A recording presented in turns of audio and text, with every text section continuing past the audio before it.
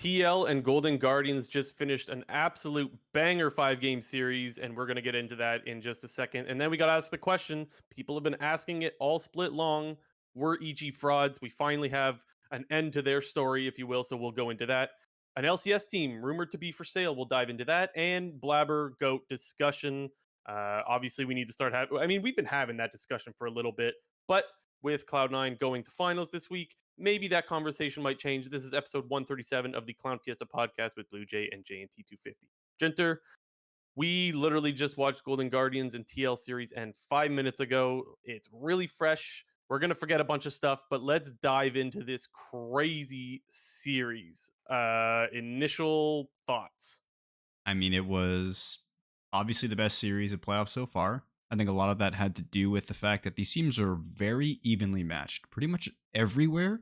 I thought that the only advantage, I mean, and I think ultimately the reason why Team Liquid ended up on top in this series was Pyosik in the jungle, because I thought that the laning phases in both top and mid were pretty exciting and back and forth from game to game.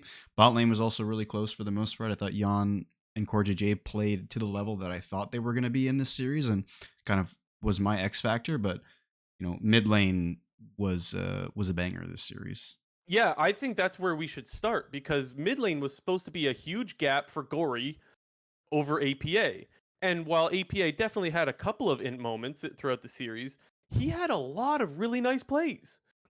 And I know a lot of people are like, well, you got to show up at some point during playoffs and do something. Let's just remind people just how bad APA was struggling the last couple of weeks or the last, couple of playoff series. Since playoffs have started, he struggled really, well, significantly, let's say. He was a major And portion of why Team Liquid was losing games. Just to and put I that would into argue perspective.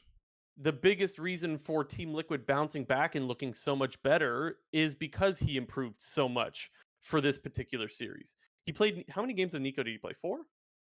No, not 4. He had an Ari game, and then he also had a different champion, didn't he, at some point? I thought he played 4, maybe it was 3. The point he played a lot of freaking Nico, let's just say that. He had And he had honestly, two he had two Ari games.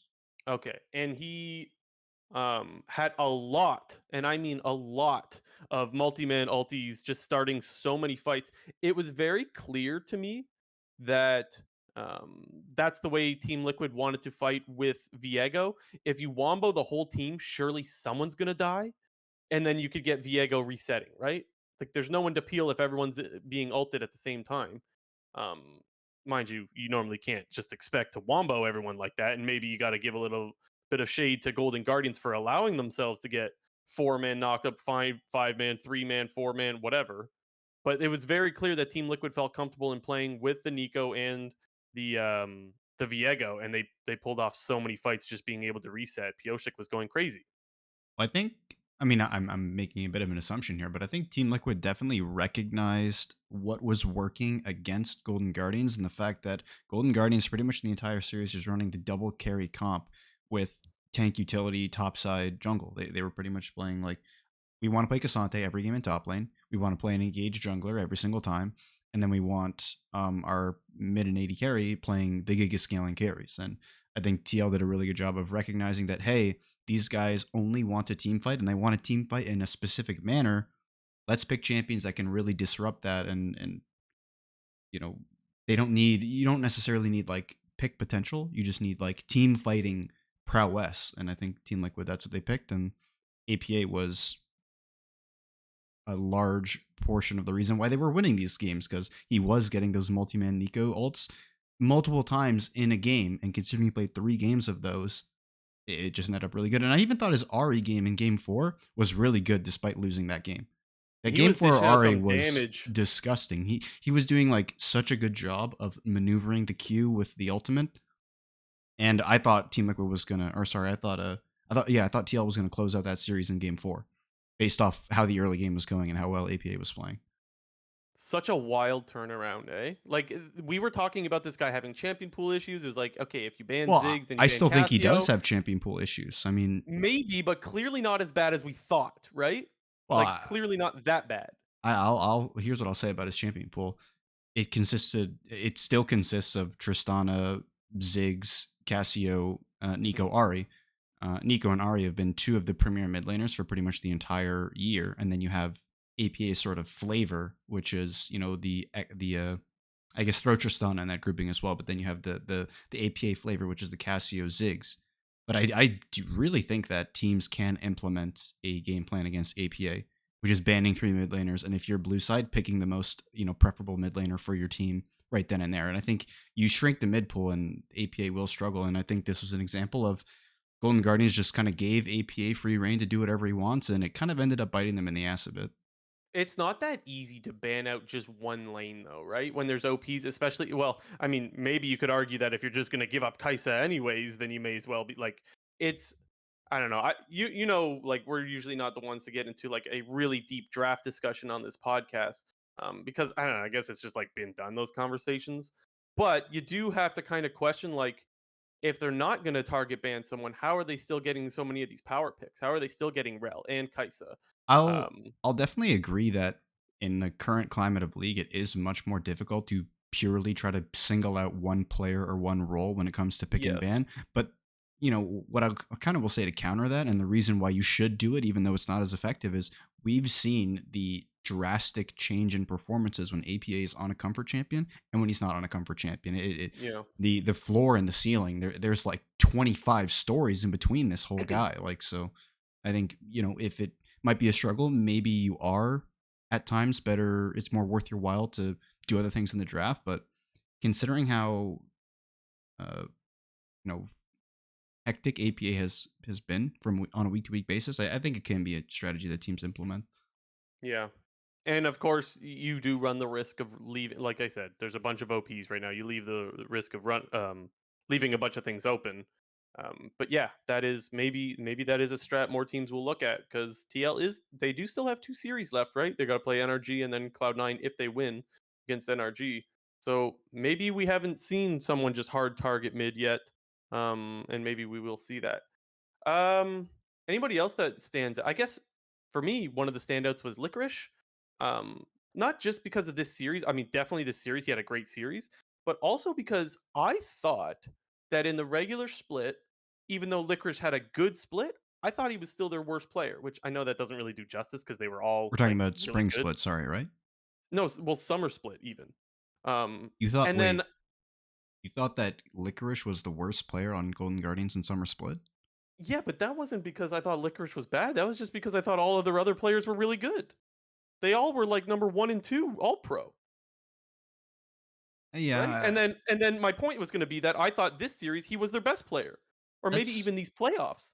I thinking about it a bit more. I think that's fair. I think the only player I would and could argue played worse than Licorice over the course of the whole split was Stixay, maybe. But Yeah, I just it's disagree with that because I well, I think mean, Stixay had a I great think split we're also. even. I think it's not even a relevant discussion. But I get your point, and I definitely would agree that Licorice was the best performing Golden Guardians member in this series. And one thing that there was obviously a discussion of who's going to get the better of whom in this Licorice versus Summit matchup because I mean it felt like a bit of a heavyweight matchup in terms of the top echelon of top lane in the LCS, and these guys feel like the number one and two at least for my money at this time.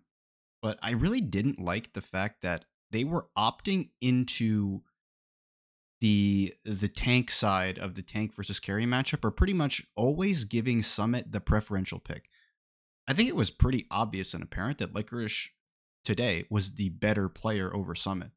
And Yeah, at a he could certain, handle it, so I uh, don't mind that at all. well, I think there's you can sort of make the argument both ways, but I think in a situation where you have the clear advantage, I don't necessarily buy into the game plan of, well, let's just play the weaker side of the matchup and give we're gonna blind pick and we're gonna let the other guy get the counter pick. And Golden Guardians was following suit with that by pretty much picking blue side every time that they possibly could. They Golden Guardians was opting into picking blue side whenever they had side selection, and I think we've really seen that shift back over to red side now being the premier side because you do get solo lane counter picks. So I think looking back on it, Golden Guardians, considering how hard Licorice was winning top lane the entire series, I think they might look back on it and be a bit sad that they didn't just throw all the eggs in the Licorice basket. Hmm. I don't know. It's hard to say, right? Because he still performed really well in pretty much every game. So I think if I'm Golden Guardians, I'm walking away from that series thinking, "I don't regret anything that we did in the top lane." I'm just sort of Maybe you regret giving over Kai'Sa so many times. I'm just looking at it from the perspective, like, since we were winning top lane and we won top lane pretty much the whole series, it just kind of seems unfortunate that we're playing the quote unquote weaker side of the matchup. They did give him the Rumble and he went Ignite the one game. Was that the only game I that mean, he had? and that was still a good game from him despite the Golden Guardians loss in the second game. Like he was dumpstering someone in lane. Yeah, was I that mean, the it only wasn't one that he got dumpstering the him, better but matchup? I can't even remember, like they in every single matchup they gave Summit counterpick almost every single game, yeah. and Golden Guardians was opting into the Cassante versus X carry matchup, whether it was Fiora in the first game, Jax in the second or third game, and then it was Gwen in the last game. I didn't like it from Golden Guardians. Interesting. Um, who else should we talk about? God, there's I I feel mean, like every other Team Liquid player we could talk about still. yeah, I mean, we kind of talked about the APA side of mid lane, but from the gory side of mid lane, Mm, he definitely was struggling this series. There especially was game 5. there Everyone's gonna remember game there was 5. there was some Team Liquid tactical brewing in the air today. It seemed in the LCS studio because there was a ton of jumping face first on Tristana, flashing in for kills and whatnot. But I think Gory really embodied his tactical in this series. He was getting away with it sometimes. I don't know if I would say he should have been getting away with it, but he was getting away with it sometimes. Yeah, even in game 3, one of the games that Golden Guardians, won, Gory was like he was getting away with murder in that game with jumping face first into the enemy team multiple occasions, getting out with 1 HP, living by the skin of his teeth. Especially that play in mid lane. I think it was game 3 where Gory ended up on 1 HP after Summit flashed away from him when he had the Jax E going, and then Gory on 1 HP kills 3 people with the Tristana splash damage and kind of turned that game in actually Golden Guardians' favor to save them from getting swept because it looked like Team Liquid might have swept them at that point. But yeah, no, Yeah. Gory went not with the greatest series. Yeah, which is wild because he had such a good regular split, man. And you would think coming into the series, like APA struggled the whole playoffs, like this is your time to stomp your opponent. And he did get some lane advantages, I guess. Yeah, he did. But it's so irrelevant when you're just kind of sprinting it, going full Malphite Tristana. Yeah, I mean, a lane lead is a lane lead, but if your 10 to 20 CS advantage doesn't mean a whole lot when in important moments you inch yourself away in the fight. Yeah, and like I said, everyone's gonna remember Game 5 for a while because, like, I mean, that's just every Game 5 of like any like really big and long series. By the way, people are just gonna remember the ints, and I don't know. That's a tough one to recover from. That really really is. But I mean, that's why I think Game 3 is a good example of him still not performing that well, even in a win. Like he was still making a lot of mistakes then. So Yeah. it just, I Yep. think, Not the illustrates the greatest point series out that of Gory. across the 5 games, Gory was clearly was struggling against APA. Whether or not it was because of Gory making his own mistakes or APA playing better, I think it was probably a little bit of both. Yeah. I did think Golden Guardians had a good macro game for the most part. Especially it was like game 2, I want to say. They're pulling TL all over the map. They kind of dude, they did this in their last series as well, or maybe it was against NRG where they just randomly flip Baron. What is that about? I don't even think it was like someone's in the bot lane or anything like that, and there's TP available. They just started flipping. I think it was game 2. It seemed like they really got tilted, and like that's how this series started. By the way, games 1 and 2, it looked like we were going for a sweep because things were really going TL's way, and it looked like all the good decisions that Golden Guardians made in the early game for macro and getting advantages just went right out the window as soon as it came time to like play mid or late game, which was like that's not what you saw out of Golden Guardians the whole split long. So that was something else that was really, really different.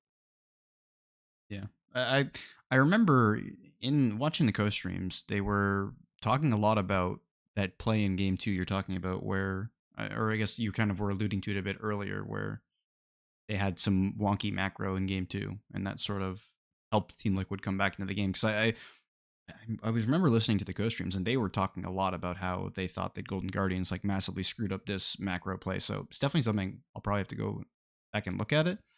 But They Well, at the seemed to start of think game as well that 2, there was some big mistake that went on in the mid game where there was some herald play where they like committed to top side and Team Liquid was able to trade on bot side for like relatively equal and at the start of game 2, that was where they got Herald and they sent their bottom lane top, and they ended up just diving top lane and getting a bunch of plates. So like they got a huge advantage from that. It was when I don't know, at some point in the mid game they just went to Baron and decided to flip it for some reason, and obviously it didn't work out, and then things started to swing. Which I don't know. Maybe there's a good explanation for why they did that. I don't know what it is though. Um, yeah, it was just bizarre. Um, TL bot lane thoughts. Jan pretty um much just gifted game 4. That's a standout performance. yeah, that was a good one. That was he was channeling his inner tactical on that one as well. Yep.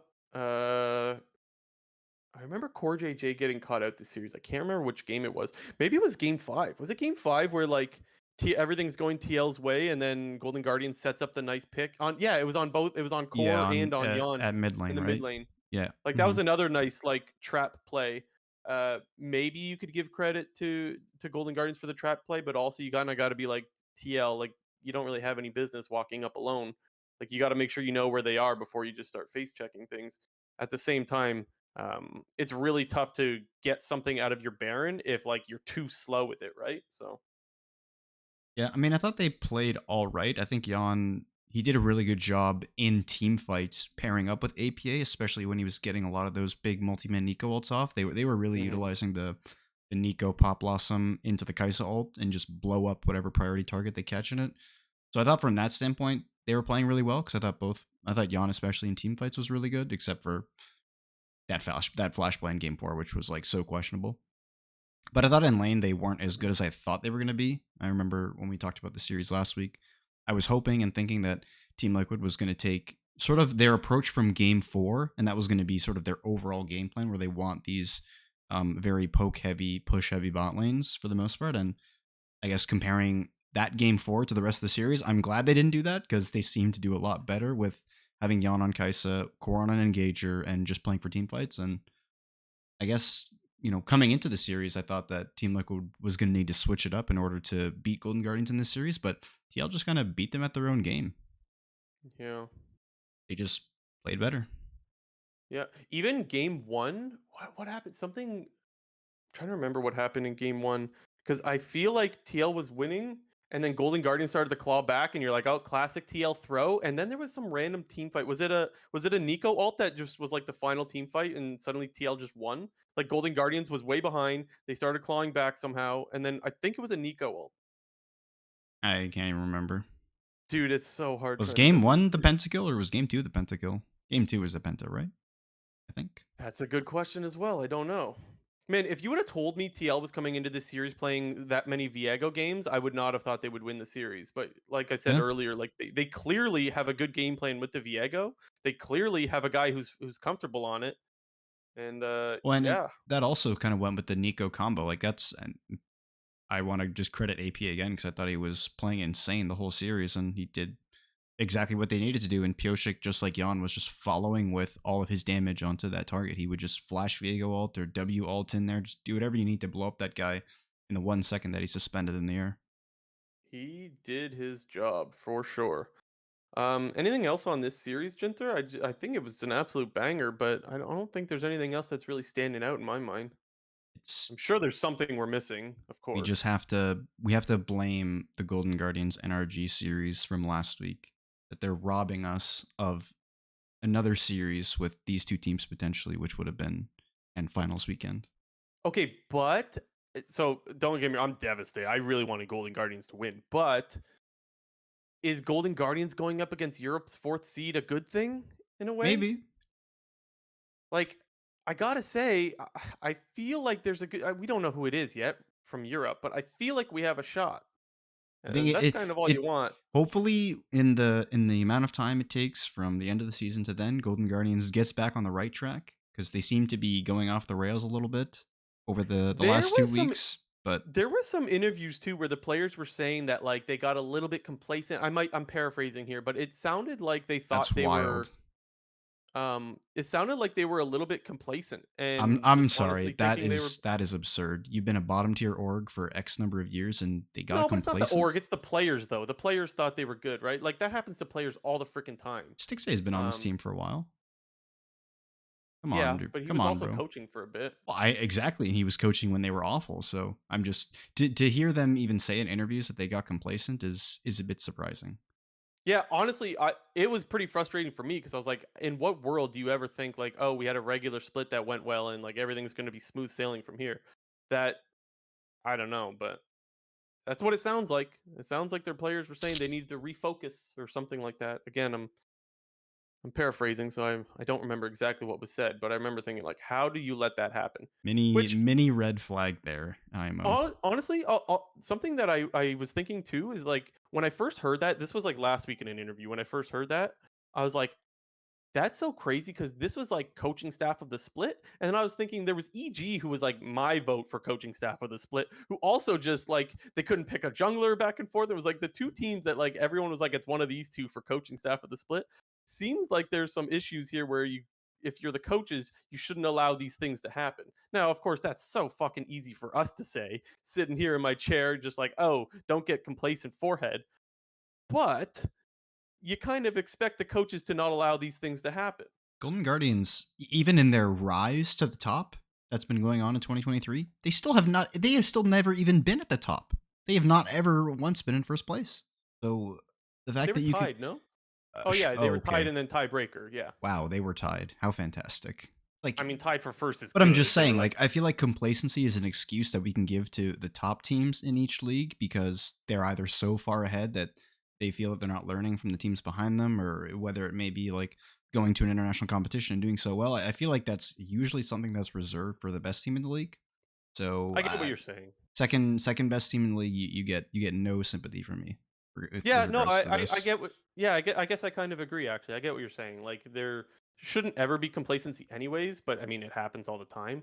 But to your point, if you're not even the best team, how does that yeah, Yeah. I get I get you. Before we move on, want to remind people to subscribe. The easiest way to support this podcast is just to hit the subscribe button. It tells YouTube, hey, recommend these guys to other people. And just want to shout out all the people that have been supporting us. It's been great. We've been getting a lot of new viewers because of that. So just keep hitting the like button, keep leaving a comment, and of course, make sure you're subscribed. People, they wouldn't do that, Jinter, right? Like they wouldn't be listening to this right now, scrolling down to that subscribe button and seeing it unsubscribe. They wouldn't do that, right? Guys, you'll make me so sad if you just scroll through that button. Don't even just consider it. I don't even care if you don't even click it. Just consider it, and then be like, okay, maybe. And then come back to next week, consider it again, and then when you're Yeah. here the next week after, then you can hit the button because it's been like I've been here for 3 weeks. Like I should hit the button now. Yeah. Also, next week's episode, we don't really know, do we? Because we're gonna be at finals. Probably not gonna be able to record on the Sunday. We're gonna. I'm not even gonna I be might at. be getting drunk on Sunday. Who knows? And I might be We don't. lifting the So trophy, and I'll be like, hell yeah.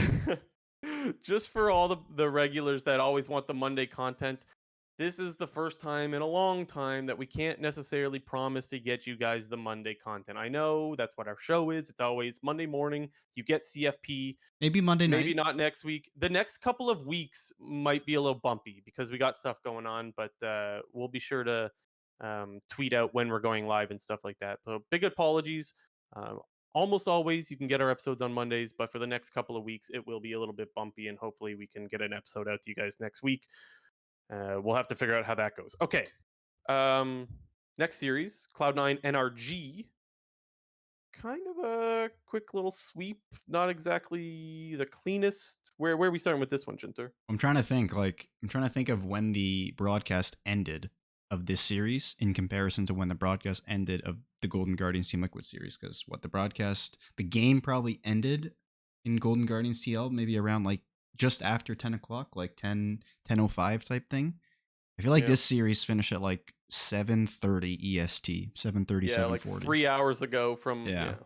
So it Yeah, was. we didn't even mention the remake in the last series. We didn't even mention that, or did we? No, I don't know. it's funny. Yeah, we actually didn't at all. I don't think it Might really affected too much. I mean, it was such an early remake that I don't think it really mattered. Yeah. Plus, the game was at a fairly even state. It was like 2-0 in kills, whatever. So Yeah. Still hate to have to see that happen. But yeah, anyways, this one, super fucking quick. God. I'm trying to think of what happened in this series. All my you my know what? brain Want is to know what mush happened? here. I'll tell you what happened. Fudge played like the old Fudge in this series. That's what For the happened. first couple of games, game 3 he kind of sprinted it a little bit. Game Games 1 and three. 2 he was great. Game three was a bit awkward, but games one and games two, that is the Fudge that I think people have been waiting to see. That one's At making least you what feel I've been good, waiting eh? to see. That one definitely made me feel good. Yeah.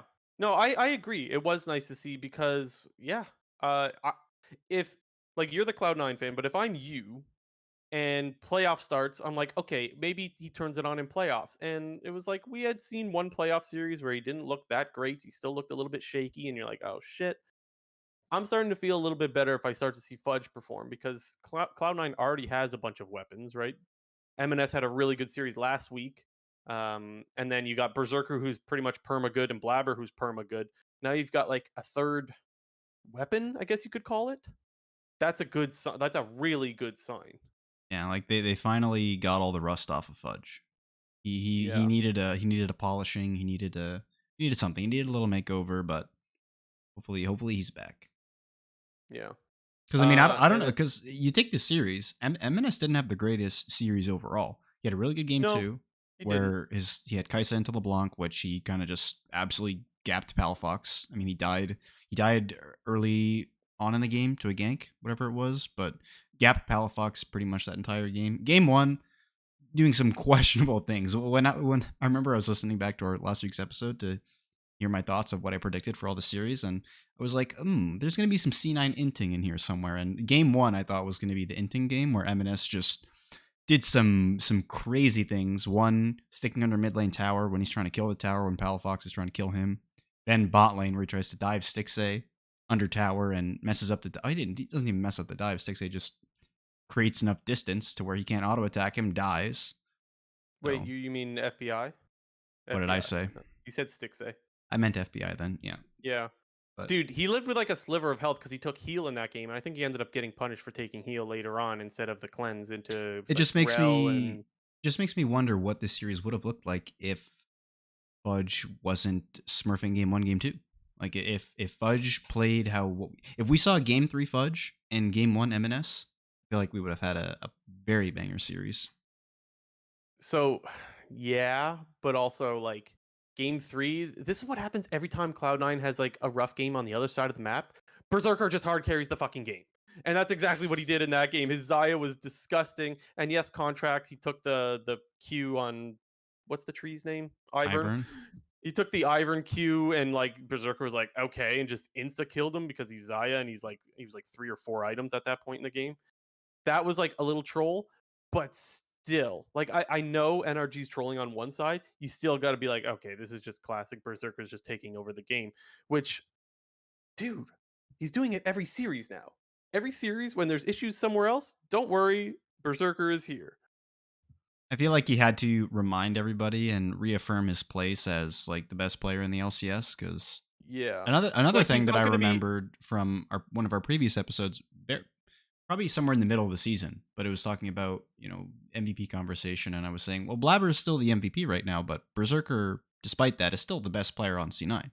And That's this what was I was going like to say as because I well. remember like some people also just the community in general didn't seem to agree with that statement. People were saying like, oh well, Blabber's just playing better than Berserker. It's like Berserker's still really good, and he had to remind everybody because that Zaya game in game three was probably the biggest 1v9 I've seen in a while. Yeah, there's no world where Berserker should get MVP this split, but that was a lot of Cloud9 just not playing around bot lane or not even needing to. You know what it's like with Cloud9? It's like, okay, Blabber's going to play like a psychopath and he's going to come out on top in like 60 to 70% of the games. And then in like the ones that don't work out, Berserker's going to clean up like 10 or 20% of the absolute messes when Blabber's like in int mode and Fudge is int mode and MNS is int mode. Like Yeah, Blabber or Berserker's just going to clean up some of that mess, you know? That's what it feels like. he's just the Cloud9 insurance policy. Yes, That's he all he is. is. Yeah. But Like he's a good like, neighbor, but he's Berserker like, is there. he's like platinum tier insurance policy. Like you're paying a very fat premium for Berserker, but when you need it, he's there and he carries. Yeah. Yep, yep, yep. On the other side, I guess the first guy that I gotta call out is Ignar. I did not like Ignar's series. You know what he's like? He's actually kind of coin flip now that I think about it. There's sometimes where like, oh damn, nice three-man pull on the Alistar, and then there's sometimes where like he's just engaging on Sven by himself. There's no one to follow up, and it's just pure int. Dude, the co-streams were so funny during the series because they were just like saying how Ignar must like his ego must be going crazy against Sven. And just because of how much supportal combat there was going on with Ignar like flashing on Nautilus all the time when he was playing like Alistar versus Naut. And there was like a bunch of bullshit with Rel where he's like using all of his engage on Rakan in two of the fights. It was so You funny. know, They were like trading ignites with each other. Oh, I dude, loved it. the one game he was on Rakan. I don't know if it was game 2 or 3, but he's on Rakan and he sees Cloud9 walking into the river and he's got the perfect Rakan engage and he shorts it. He shorts it with his W. Like it was such a free engage onto Berserker. Now Berserker could have just cleansed the Rakan charm. But like that char or that cleanse came in value like so much like huge in the next fight that it's like if he just pulls off a simple Rakan engage, which like Ignar is known for Rakan, or at least he used to be, I think that game goes way different. And it's like, dude, like that is such a simple play. They're right in front of you. They don't know you're in the brush.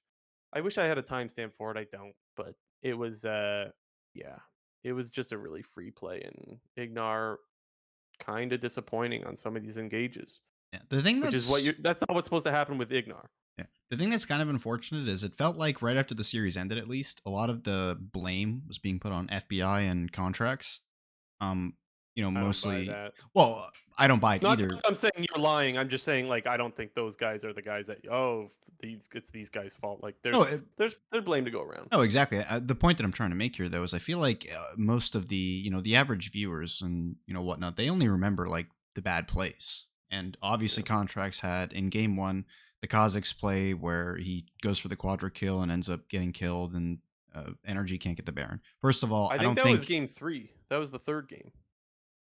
It was it? doesn't matter. Whatever game it was, the Kazakhs game. I know which one you're talking about. His Kazakhs game was rough, honestly. I think his Kazakhs game was not so great.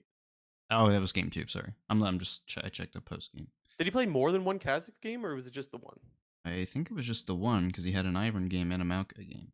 But I anyway, remember. my point Go here ahead. is just the fact that there was that contracts play on Kazakhs, and there was also the Ivern play where he queued to the minion and then Berserk ended up killing him. And then in the Yeah. same breath, FBI had the end of game three, the Sivir Ricochet giving him tower aggro and whatnot. And I felt like for whatever reason, like those plays just stuck in everybody's minds and ended up being like the first blame was being thrown on those guys. But similar to Ignar, you kind of called out him like Dokla, even though Dokla did get the better of Fudge in game three, Dokla was a huge problem in both games one and game two. Just That's where I was going next, just was Dokla laning as like a well. complete dog. Yeah. Dude, it was like it was rough. I feel like I've been trying to like I feel like I don't know. I feel like I've been trying to flame Dokla for about 5 weeks now, and people just aren't getting it. Like, dude, this guy is like he's reverted back to Optic Dokla. This is no like CLG Dokla, like when CLG was becoming good again, and Dokla was CLG Dokla. Like that was a good version of Dokla. He's now Optic Dokla again. Like this guy is just perma dying in the sideline. That's just what's happening. And honestly, we should have died in that one play in game three where he like got outlived 1 HP, but that's besides the point. I was gonna talk about that play next, but I've been doubting Dokla for a while. Like I don't get it either. I think it is just a lot of the hype of people wanting Dokla to do well, and I have no problem with that. I would love to see Dokla do well. He's not. I knew they were going to lose that game. If Dokla has a shutdown on his head, he's giving it to the enemy AD carry. It's happening. Like he's gonna die. I know that he's giving away that shutdown. You mentioned the play that he should have died when he got collapsed on. 100%. That is not a no problem. I'm just baiting for my team to show up. That was like a oh shit that worked out. That was not a good play. And then he ended up giving the shutdown over later, anyways, in a team fight. So that yeah. Even though he didn't die on that particular play, and Palafox bailed him out by coming in flashing, making a nice Azir ult, uh, the shutdown still ended up going over, and you knew that. Yeah. Anyways, I knew that as soon as the gold goes to Dokla, this has happened many times, by the way. Also on Renekton many times throughout the split. When that happens, I don't trust them to be able to close out the game. No offense to Dokla, he's got to be better. Yeah, I think. I think definitely there were individuals on NRG who had their weak moments throughout the series. You know, Palafox game two, pretty much. The Ignar and sorry, the FBI and contract stuff we just mentioned, and Dokla just feels like he's kind of a consistent problem, which Yeah, is I something that I agree. think NRG will struggle with both in the finals weekend series and then in international competition. Because I think especially top lane, I feel like is the role that gets exposed the hardest in league, especially at international competition.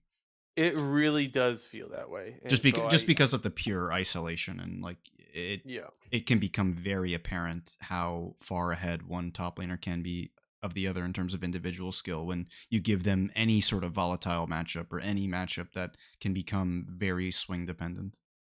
I couldn't agree more. Um, I guess the one other thing that stands out is that they should have won game 3, except they they took or FBI took turret aggro probably from a ricochet. I'm still not really sure, but that's what it looked like. Yeah. They should have been able to end that game.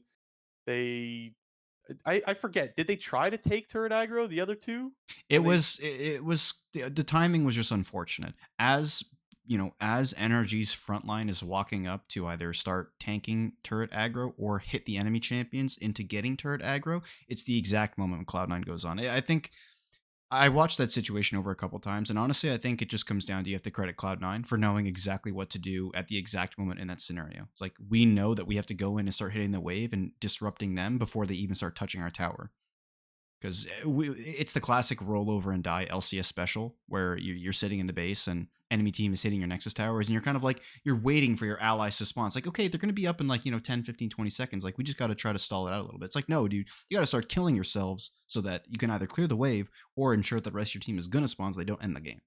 uh, in summary, Cloud9 did the right thing. I don't think NRG really did anything that wrong. If they did anything wrong, it was just a bit unlucky.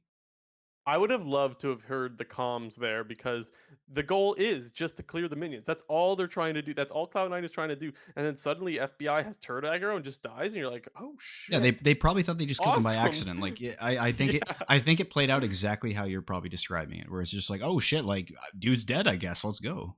I was going for the minions. I wasn't trying to kill this guy, but even better. Yeah, that was really lucky. Any other standout players? Standouts. I don't know. I mean, I, I I think it still thought was. Palafox actually had a good series overall. Yeah, he had a couple of hiccups, but dude, I I actually just just thought it think was his that Azir game is so too. reliable. The game two was just the only problematic game from him. Other than that, he played pretty well.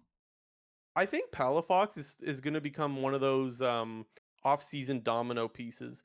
Not to the point of like, Blabber, where's Blabber going? I want to play with him, or where's Doublelift going? I want to play with him. But one of the earlier things where like people are going to want to go to a team with Palafox. Whereas like I think for a while Palafox was just one of those fill-in spots, like, oh, what roster spots are left over? And it was just like, oh, Palafox goes there. He was just like an average player. I feel like he's probably in like the tier 2 domino thing. Yeah, After your double lifts are signed and after I I feel was like that's where Palafox falls in. I was gonna say agree and disagree, but I think when you put in like he's a tier two domino, Yeah. that sort of makes the most sense. I think he'll be in a bit of a situation where because he's an NA resident, but he's not necessarily considered one of the best players in the league. I think he's going to be the guy that when teams are trying to build their team or project what they want to how they want to build their team, he's going to be the guy that's like, well, we're going to be importing this player and this player. We for sure want to get Palafox because he's NA resident and whatnot. Like, kind of like you Yeah. said, he's the tier two domino because you do have those players where you build your entire roster around them. Your Blabber, your Inspired, if we want to use that name, even back with EG, your Doublelift, Double lift still a your domino Bjergsen when he was probably. around, your Core JJ, stuff like that. I feel like Palafox is the guy that you instantly want to pair up with good imports because he's a good player and he's an NA resident. And I would also say that I don't even think that means that like he's going to leave NRG, but what I do think could happen is he stays there, they keep the players that are performing, and maybe you do get someone that could replace Dokla. I realize off season's long away and maybe Dokla starts to perform well. They still got worlds to go. Maybe Dokla surprises us all. But at this point in time, it looks like you would need a better top laner. I feel like you could actually have more pull to find a top laner or whatever it is you need on your team because you have a guy like Dokla who's just a solid LCS mid laner. So that's kind of cool, I think, because for the longest time, Palafox was one of those guys that was just like probably one of the last players to Yeah, sign, probably in he was the the bottom guy. half for sure. He was one of the guys you round your roster out with. But I feel like Yeah, he's going to be your probably the number 2 guy on a team, I would think. yeah. Last thing on this series, not player, but I got to shout out Zale because that guy just all of a sudden is like, yo, I could see Jats dying on the broadcast. The guy sounds like RFK Jr., and everyone's like, this is going to be a long fucking cast. We're sitting there, and then Azale just like, yo, I'll just go in and cast. Like, what a beast. Actually, what a beast. He even tweeted out that like Chat was not going to make it through that. sounded terrible. He was Azale tweeted out that he was casting WoW earlier in the day. And so I guess like he had other shit going on, but it was like he turned on the stream or something like that and was like, "Oh shit." And he just went in. Like I feel like that's so OP. Also like a little bit of a weird flex, Azale, like, "Oh, look at me. I'm going to cast." But still, that guy deserves it. He is a fucking awesome caster and he just steps in when he's needed. I feel like he deserves so much props. What a beast. Yeah, I mean, I love Azale. he's one of the few, you know, reliable top tier guys that we have in NA when it comes to casting now. Kate. Also, it was Flowers casting, right? Shout casting. I think so. Like Jat, don't get this guy sick. We got finals in a week. Like That's true. obviously, it's Yeah, got yeah. to be Flowers casting next week. What are you doing up there? I mean, it probably looking back on it, probably just was a bit awkward because Azale was casting WoW and stuff this weekend. Yeah, Because there was yeah. some. I mean, I don't know WoW at all. You know more about WoW than I do, but there was like Warcraft 3 finals or something, like some arena finals, something. I don't know Well, what it was. Warcraft is not necessarily. Anyways, yeah, it's fine. Oh, my WoW it's, noob just came out right there. I feel like that's it's oh, okay, JNT. It's okay. You're not the only one. You little zoomer. You little zoomer. nice. Um, Yeah, no, I just thought it was peace. And he's like, what else? What other games are happening today? I'm down to cast a third. And I don't know. I respect that. I think it was just great that he stepped in and honestly was a great cast because what else would you get from Azale? Um, what's the next series, JT? We had Golden Guardians versus Dignitas. Wasn't a wasn't as fast of a 3-0. I mean, it was still kind of fast, but This series wasn't that eventful. I guess it was a little bit because I remember game one. I'm trying to remember what happened. All I remember thinking is, oh shit, this is supposed to be an easy 3-0 for Golden Guardians. And I remember game one, Dig was putting up a fight, but I don't remember exactly how. Was that the um, game with Xerath? yep. The Xerath was fucking annoying. Yeah, but he built like an idiot, so that's Oh, did he? probably why they couldn't win that game. I mean, the whole point of why Xerath has become strong again is because of the like extra damage. Like they gave him more damage and like some passive on his ult where every alt what am I saying? Every alt shot you hit, the next one will deal subsequently more damage. And so Jensen Oh. went for like a bit of a poke utility type of build. Like everybody, ever since Xerath has been popping up in Pro Play again, everybody's doing like a full pen build. And Jensen went like Luden. Sorry, he didn't go Ludens. He went Leandri's Rylai's 1-2. And I know they were talking about it on the co-streams. I'm going to guess that LS was probably losing his mind on his co-stream about the Xerath build because I also remember him seeing tweet out something about it afterwards. But Is the Rylai's really bad? Because I guess what I'm wondering is, can you chain together so many ultis because you hit one, right? You get the slow with Rylai's. I mean, yeah, that does That has to be happen. the thinking. I don't necessarily know if that means it's good enough to do, but that's obviously what he's Yeah. thinking is I But can chain these together. He didn't though. Even though yeah, he did land some ultis, there were a lot of misses after as well. I just think that I think it makes more sense in a world where you don't have triple tank CC bots on your team. Like if you Mm. need to be some of that CC and provide a bit of utility, I think that's fine. You can do that because you're going to have damage in other places in your team comp. But their team comp was Cassante, Sejuani, Alistar. Those champions are not dealing any damage whatsoever unless Cassante is pressing his ultimate. So they had no damage. That was the problem. They just ran out of Mm. damage. And that was the only game that was close, Plus, if I remember well, right. and plus Golden Guardians. That now I'm remembering it. They did just a really good job with the Nocturne in that game of like diving on Mm. the double threat carry. It was pretty similar to what we saw in the GG versus TL series, where when you have the 2-threat carry comp versus a diving heavy CC type comp, that comp usually is going to win as long as the other team plays better. I remember something that they did really well with the Nocturne, now that you mention it. They had a few TP flanks where the lights were out and Dig didn't know which way to peel from. And that got Jensen caught a couple of times because he was just left alone. Like they don't know where, you know?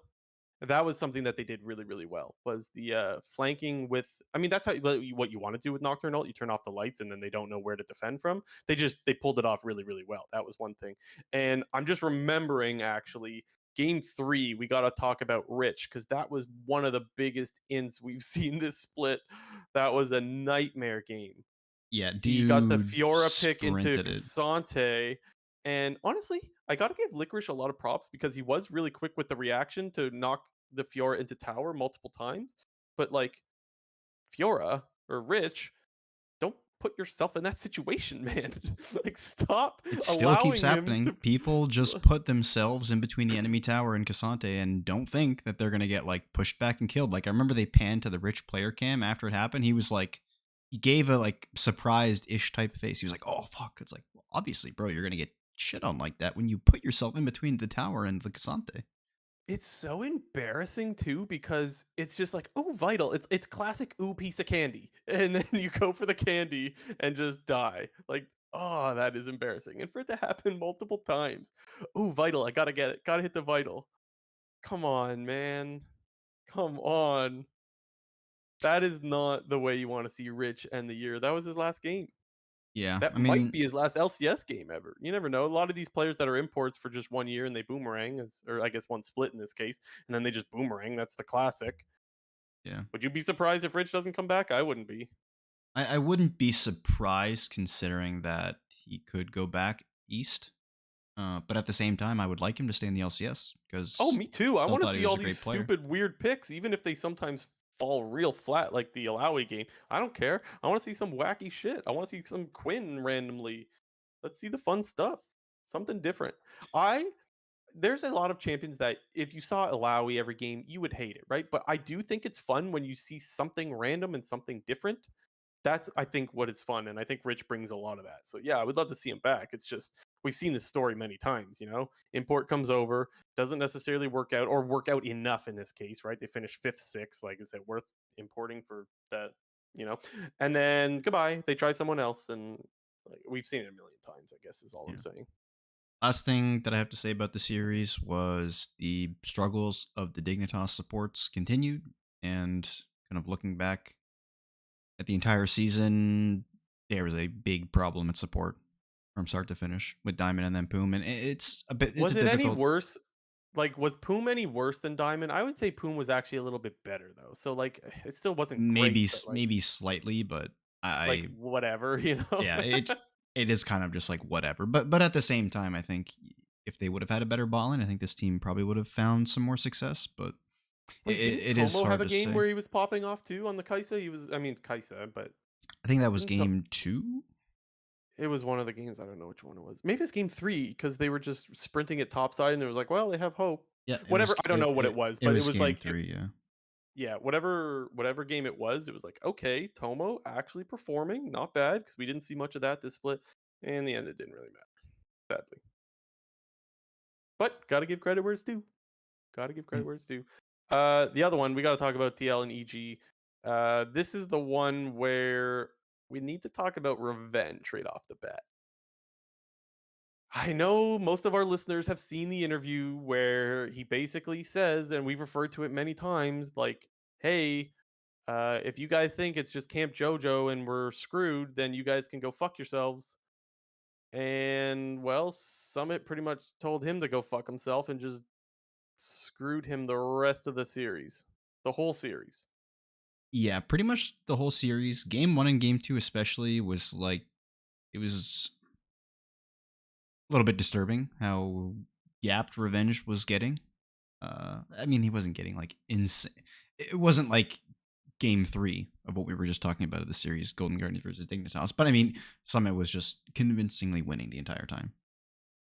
And then there's obviously the play. This is a one that people are going to remember for a long time. I don't know if I would classify it in the Dignitas Renegades category of we're going to never forget this Oh my dive, god. but that was a dive.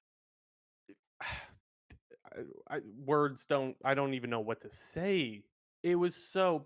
Everyone watching that went "FF, get me out." Like I bet you so many people closed the stream just out of like secondhand tilt. Yeah, I got pretty tilted just watching it.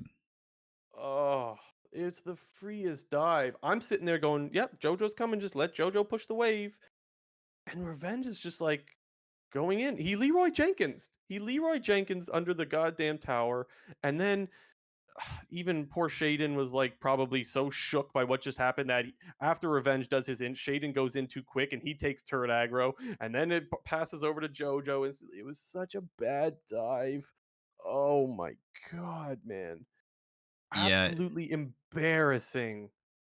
it reminded me of those football plays where somebody fumbles the ball and then nobody else can pick it back up. It just keeps kind of bouncing around and going through guys' hands and whatnot. That's what that tower dive felt like watching it. And as bad of a series that Revenge had, normally like I'm just like you got to call it out when it's bad, and of course we're doing that. But I'm still like I feel so bad for the guy because that is like the most humiliating way to follow up the people got to start respecting us, and everyone who says that we're just a JoJo one trick team can fuck themselves.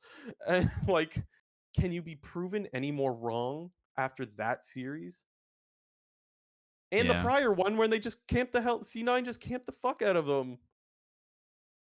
It's difficult because I mean we've tried to make it seem like we're not revenge shaders because Every episode, but I like that meme though. I'll admit, I do like the meme of having to convince our listeners that we're not revenge haters. That's I kind of that one's growing on me.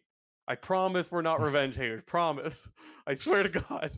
yeah, but it He just just sucked this it series just though. keeps happening.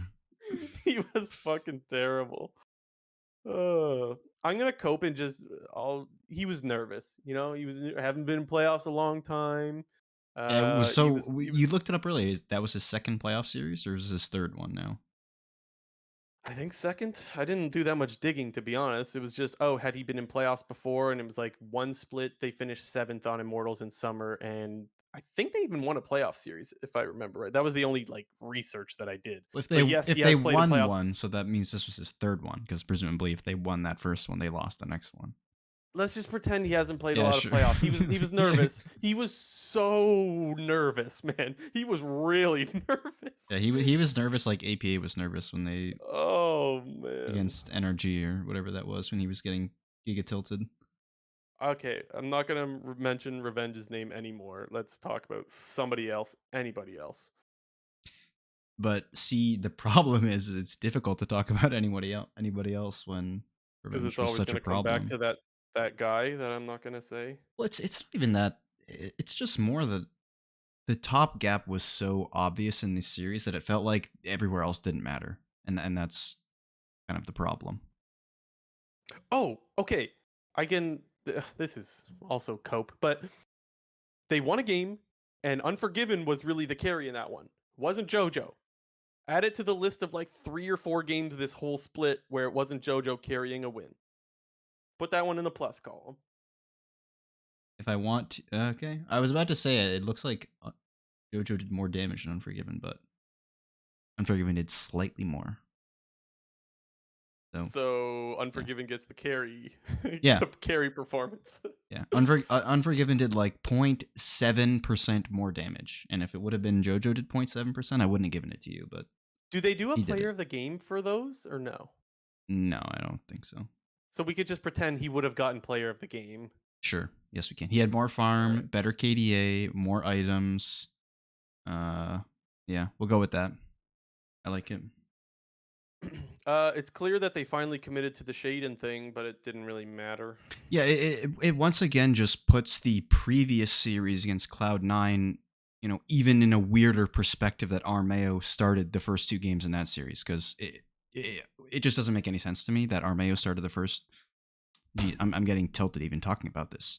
They ended the split with playing Shaden for 3 games. Then they go into playoffs with playing Armeo and then subbing out Shaden. They win the series, and then Shaden's playing really well. Then you go into the Cloud9 series, you don't start Shaden, you start Armeo for 2 games, sub in Shaden for game 3, who looked better than Armeo in those previous 2 games. And then we start Shaden again, and I don't know. It just, the continuity of EG, I hope, didn't play a big factor in their downfall towards the end of the split and whatnot, but I feel like it did, just based off of what we were seeing on a week to week basis. I'm so curious as to how they kept swapping back and forth. Like, okay, I get it was a shorter split, so you have less time to kind of figure that stuff out, but it's still pretty crazy that like they because Shaden went in and out and then back in over the course of the split. Like they had three separate jungle swaps after starting with Arme. So like Yeah, four different versions, if you want, exactly. for lack of a better term. That's pretty embarrassing. And it kind of goes back to what I was saying earlier. Like the teams that we had for sure as like coaching staff of the split didn't really carry over. It didn't really look that way in playoffs. And Yeah. yeah, it's hard to judge coaches and stuff like that. But from the little bit of information that we do have to judge coaches, ugh, not looking good. Not looking good. Yeah. Trying to think of anything else from this series that was of note. One thing that stood out to me as I noticed EG's like perma stacked, like always, like all of their fights, they're always stacked right on top of one another. So when I was watching that, I was like, I just don't think this team fights really well. They're perma on top of each other. That was just one little thing that I noticed. It's not something that I noticed throughout the course of the split because I only noticed it this series, but it felt like team fights were just a lost cause. They could never win them because they're just giving over free wombos. Whether it be Alistar, Rel, I was like, yep, let's all just stand right on top of one another. We might as Yeah. well carry this over to our obituaries. Two teams are dead, so we must give them a final send off before 2024 happens. I say this every week, but we gotta find a different name. These are not obituaries. Okay, we're judging them anyways. Score of Comment. one to ten. If someone can come up with a better idea, we'll change it. Unless you give me a better idea or somebody else gives me a better idea, it's staying this way for now. Okay. We'll stay with EG S- just because we're talking about them. But okay, score of 1 to 10 from. We're doing it based off of how their split went. Yeah. yeah, Okay. I feel like actually pretty good still. Like you're not happy about how it ended. Let's not pretend. But you had 5 brand new players playing together, right? Like they've never, as far as I know, haven't played together. 6 in a way, I guess. Shaden, right? Um, your best player was fucking terrible last split, and JoJo's like an MVP, maybe front runner this split. And then you won a playoff series. I'm gonna give him a 7. What do you think? I was gonna go with 7, and I can't. I want to have my answer be different, but I can't tell if I should go +1 or -1. I guess I couldn't give them a -1, so I don't know. It's a 7 or an 8, probably. I guess if I'm gonna be a pussy like that, I'll give them a 7.5.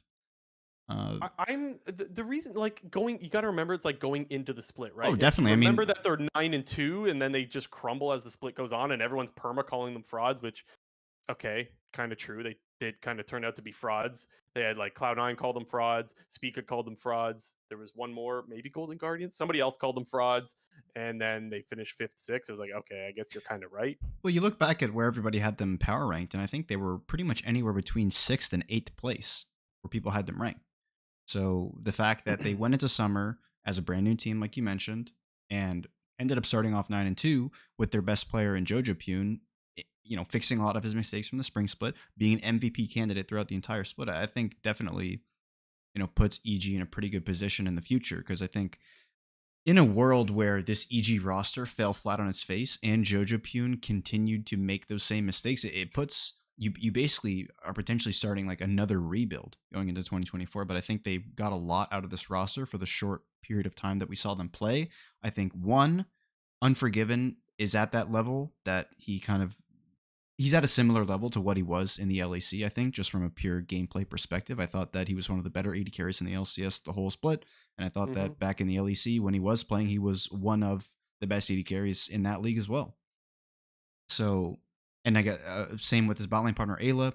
Ayla improved a ton from spring to Yeah. summer. And I think it sort of puts into perspective the FlyQuest dysfunction about how Ayla was potentially one of the scapegoats of one of the reasons why that team was struggling. We see him improve, get better in Summer Split, and become a good player, whereas the problems remain on FlyQuest. So, you know, once again, another positive for EG and Ayla. But jungle is still obviously a big question mark, and I hate to say it. You said you're not going to say his name. I'll say his name. I don't know if Revenge is your top laner of the future. So But I think you got a Ooh, very solid mid and bot moving forward. ouch. I'm just saying, you know. I don't even disagree with you. Like I could totally see like you go after somebody better. That's assuming they're still in the league. That's another discussion that we'll have later. Um, yeah, that guy. I think he still improved, even though the series he just had was absolutely fucking terrible. He did get better, and you pointed to Ayla. Ayla got much better.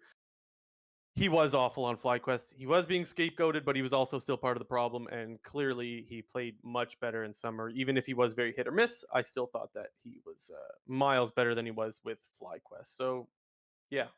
Anyways, I think 7 is fair. Dignitas, I gave them a 6. I think sort of similar to EG. It's like you don't really expect much out of them. You swapped bot lane, right? You swapped the even supports mid thing. They swapped 80 carries, right? Or was it because they had, or was it No, just last split? They had that was in it spring was last split split. only. Yep. Okay, They my mistake. swapped in Tomo towards the end of spring last split. Yeah, but they went from 3-15 to 7-11 or 8-11 with a tiebreaker, I guess. That is a really big improvement. Um, I guess one of the other things why I can't give them like the 7, I give them a 6, like just a point below EG, is like with Santorin and Jensen, when you sign those two players, you kind of expect to finish a little bit better than 5th, 6th. So I I'm guess kind that's of why I in gave that him a point camp as less. well. I have him as a 5, and I Okay. think it's difficult to say because I think this is obviously a pretty easy thing to say, but difficult to sort of solve and identify. But when players just when you can never get on the same page as a team when it comes to players performing well on an individual basis, it can be very, very difficult. And what I mean by that is back in the day for Immortals, season 10 and season 11, it always felt like somebody was doing somebody was always having a bad game on Immortals. And that was one of the reasons why Immortals was constantly losing games.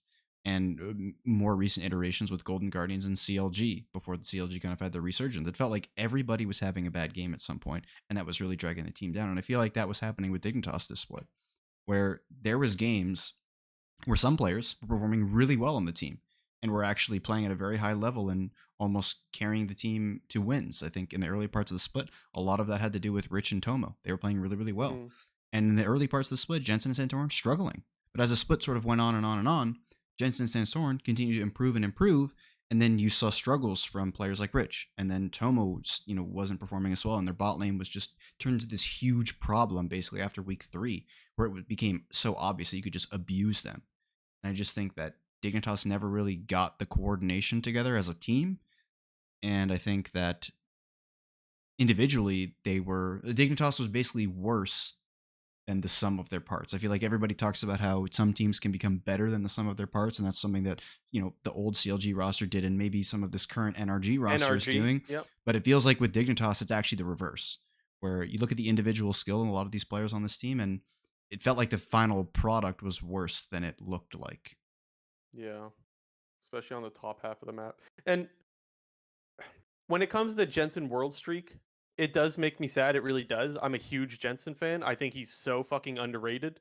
Um, I think I always had him as number 3 in the GOAT conversation, and we'll get to that in a little bit because we're going to talk about Blaber a little bit in the GOAT conversation. I always had Jensen number 3 for the longest time, and it felt like so many people just forgot how many splits in a row he was like second best player in the league, right behind Bjergsen for like season like I don't know 5, 6, maybe 7 as well, sometime around then. Um,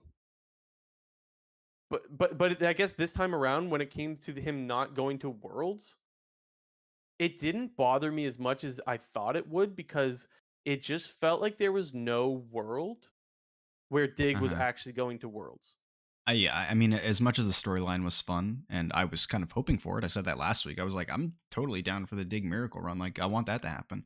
But We mentioned it last week, right? We said I was pretty much in the camp that like I'm not buying it until they beat Golden Guardians, and they got swept by Golden Guardians. So to me, it was not really on the table. I wanted it to happen, but that didn't stop me from predicting Golden Guardians 3-0. So,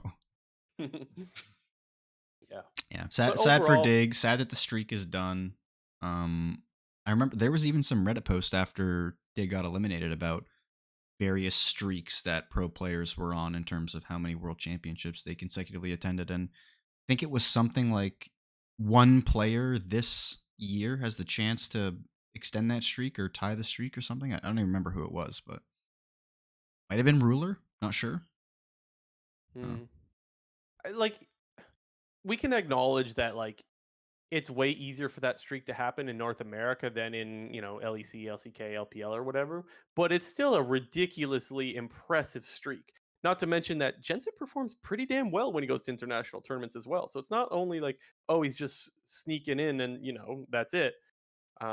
Especially that year on TL, I think it was like 2 years ago. Whenever he was on TL, season he had a great Worlds, and I remember being so mad because LS was like Jensen's trash, and I was like, this guy is literally their best player. was that He I think it was 2021, but maybe it was 2020. no, I don't know. it had to have been 2020. It was 2021 because I was trying to think about which was the year where Jensen kind of solo lost TL that game against IG, and I think that was 2020. So yeah, Mm. you're right in that 2021 was a good year for Jensen, and obviously everyone will look back at 2018 for Jensen as well in terms of a year that he played really well internationally. But Yep. just that one game that sticks out in my mind is that Kiana versus LeBlanc game. In that it was like TLIG, both teams Don't remember were that one. TL was 3-2, IG was 2-3, I think, or maybe IG was also 3-2, and it was like winner gets out of groups basically. And it was like the last game, and Jensen got solo killed like 3 times in the first 8 minutes. Something I forgot. That was in 2020, you're saying? I think it was. I think that's when it Yeah. was. Anyway, yeah, nothing more Might have for been me to add. 2019 actually. I don't know. I Trying to guess I'll think of just it. say that I think Dig and EG are both relatively happy with their season, even if they do finish fifth, sixth. It's not anything that they're going to be super happy with, but when you compare with expectations, not too bad on either one of them, honestly. Yeah. It just I guess just to sort of reiterate my point, I think the reason why I ended up going with the lower score of the 5 was just that it felt like the roster performed worse on paper than it could have been. Okay. Let's talk about the LCS spot that is rumored to have been sold, but also rumored to have not been sold and to be misleading and blah blah blah blah blah. Yeah, there's a bit of uh, a there's some dissension going on with what the real story is here. But the short of it is one spot in the LCS either has been sold, will be sold, or is soon to be sold. And everyone is also speculating that that is the Immortal slot, mostly because in the Face Check episode where Degon not necessarily leaked this, but sort of commented on this, he outright said that it wasn't TSM, so we can kind of eliminate them off the list. mhm. And everybody sort of is guessing that it's Immortals who have sold their slot, not only because they've been rumored to be potentially exiting the LCS for about a year now, but also the fact that their one of their parent companies, MIBR, is looking to join the CB LOL in the 2024 season. But that one article, it seems to indicate it. I can't exactly quote it perfectly because it's a translated article, so the wording is a little bit weird. But it gives me the idea that like Immortals might be separating from the MIBR and like they might be different company. It's not clear. I can't get a full. I wish I could completely understand what they're trying to say here, but I guess what I'm saying is I'm not sure that they're going to be part of the same organization necessarily anymore, which means it's possible that Immortals does still stick around. And some other people have pointed to it maybe being EG, um, not just because of the Danny stuff, and the LCS maybe wanting to get rid of that org. That I don't even know if that whole thing is done yet, that investigation. It sounds like it's not. But also, EG did just suddenly go Omega budget. Maybe EG did decide, like, hey, if we're just going to be leaving it a bit, do we want to keep paying these players that are really expensive?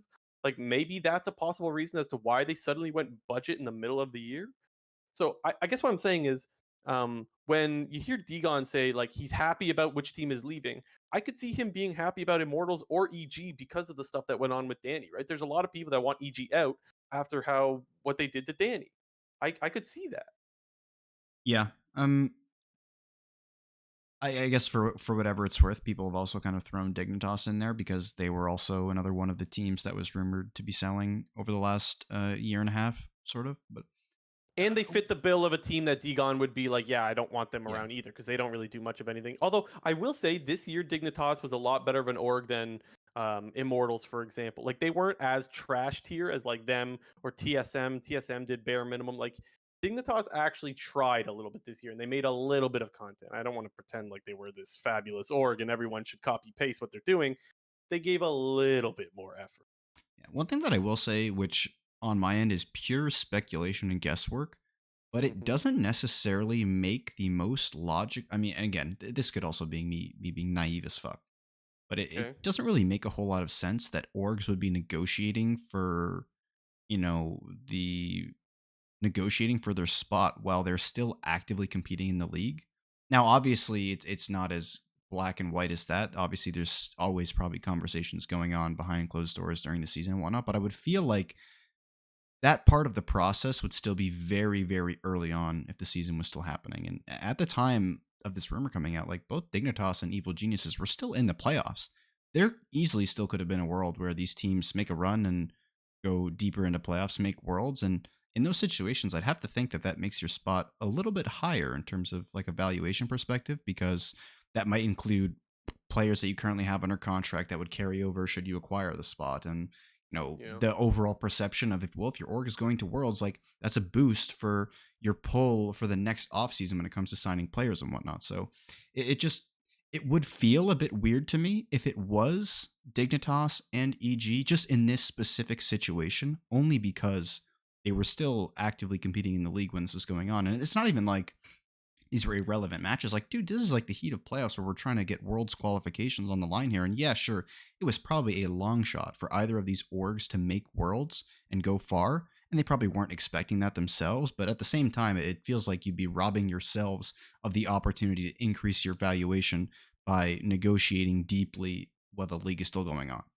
Once again, Yeah. pure I don't think that guesswork going matters on. that much. I don't personally think that matters that much, but I could be wrong because you're right. Maybe they go on a run and they have a bunch of players that their contracts are way more valuable now.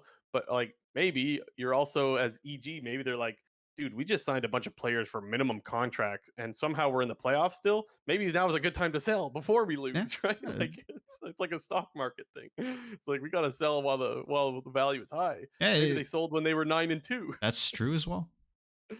But yeah, to me, I don't think that that matters that much. I think if a team knows they want out, they've probably known for a while. They've probably looked at the finances way before playoffs even happen and are like, I don't know how we're going to do this for another year. We're just losing money.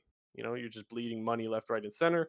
A lot of the orgs are, and so they probably want out. What I am curious about is I hope that the price that it gets sold for, whatever team is selling, I hope that that becomes public. Somebody leak that shit.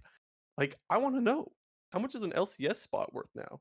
It'll Because be well, I mean, what you're alluding to is it'll definitely be interesting to compare that sale to the ones that have happened over the last 4 years within the yeah, LCS. 100%. It'll be super interesting to hear.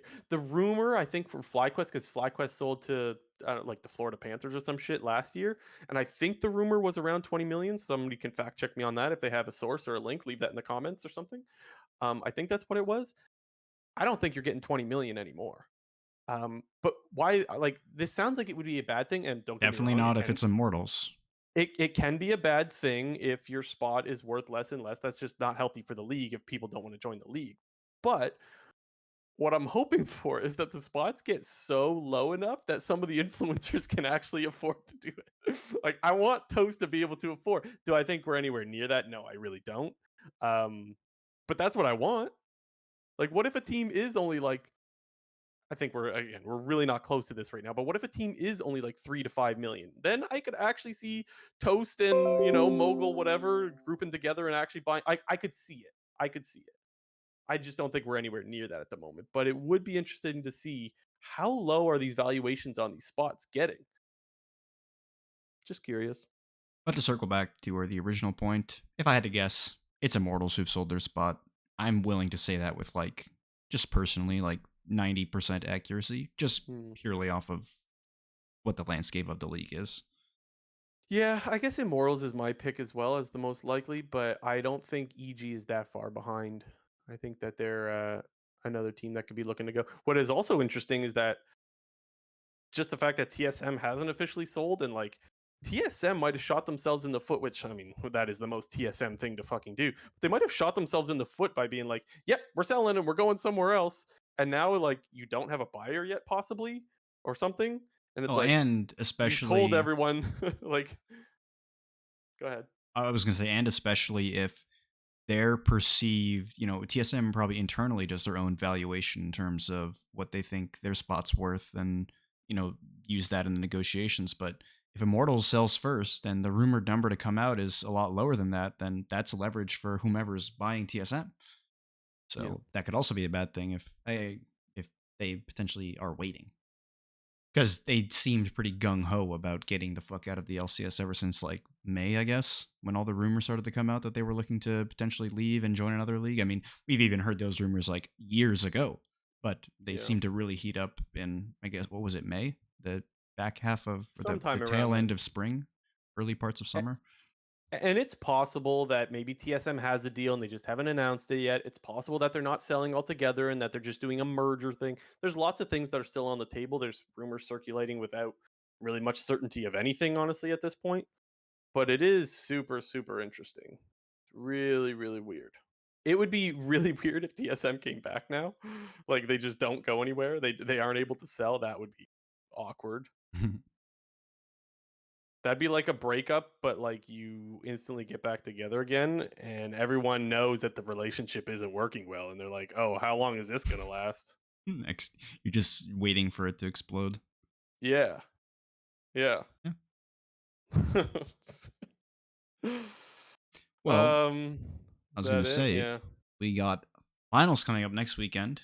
We are going to Beast. be there in person. It's going to be epic. Pog. Um, A little obviously, less Pog because Golden Guardians won't fucking be there. God damn it. I was pretty much going to say we know what the matchups are now with the conclusion of the Golden Guardians versus Team Liquid series. So Saturday, the first series will be NRG versus Team Liquid, and I'm excited for the rematch. I think this was the first series of playoffs. If I remember correctly, was it the absolute first series that we saw in playoffs? Was NRG versus Team Liquid? Oh god, I can't fucking remember anymore, I man.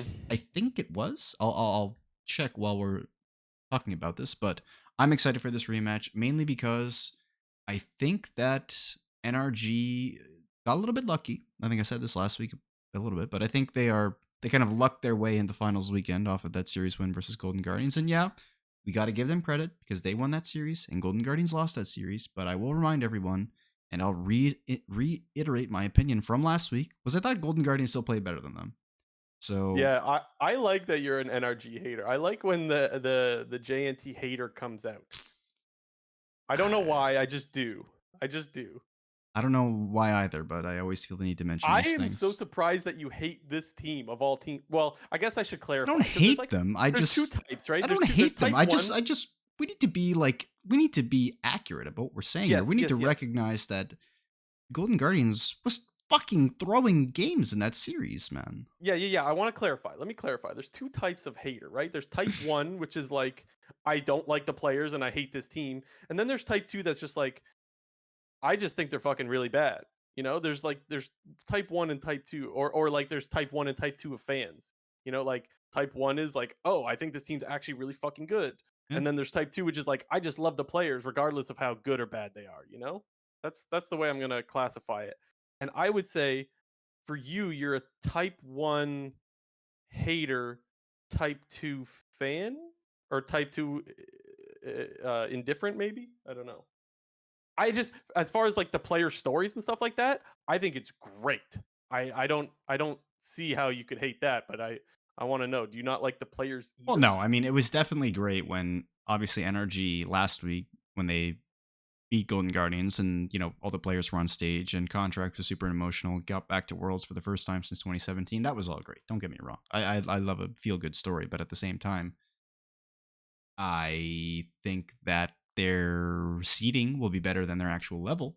But So maybe we could classify it a little bit better rather than the type 1 type 2 crap. We could just say you're not a hater, you're a doubter. I'm a doubter. Yeah, Yeah. there we go. Also, Which just to correct myself, it was the second series of playoffs these two teams played each other. The first one was TSM versus Dig or mm, something. yeah. Or TSM EG, Uh sorry. man, I don't even know who to favor anymore. Like Game Liquid bef- 3-1. Boom. I thought that it was just going to be Golden Guardians, and I thought I was just going to be like, yeah, Golden Guardians is going to bounce back and beat NRG this time. And now it's not TL, and I'm thrown off. I'm on the Team Liquid 3-1. Couple reasons. Number one reason is top lane. Because I just think with the way that these two teams have been trending, Dokla has been getting worse and worse, and feels like Summit's been getting better and better. as each week passes. Also, I know I have not been as high on Pioshik as the majority of people have been the entire year, I think. I guess I Mhm. should say this split because he was struggling in spring split, but he was Yeah. another guy that had a really, really strong last two playoff series, both against 100 Thieves and against Golden Guardians. So, I think that's can also be a You're big a factor in this believer. series. I feel like I've been a bit of a TL believer almost this entire like the full year because I feel like I've always thought that this team has been better than they've been placing, but now everything is coming together. My Team Liquid top three. Well, once again, throw it back to our rankings from the beginning. I'll pat myself on the back and say that I had Team Liquid in the top three. Very good. They are at least in the top three. You also had FlyQuest in the top 3. But we Noob. won't talk about that. But one thing that I will say is I was one of the people that didn't have Golden Guardians in the top three. So eat Yep, some of that. very good. Very good. Um, But we don't talk about hey, FlyQuest. You had them up there as well. Shh.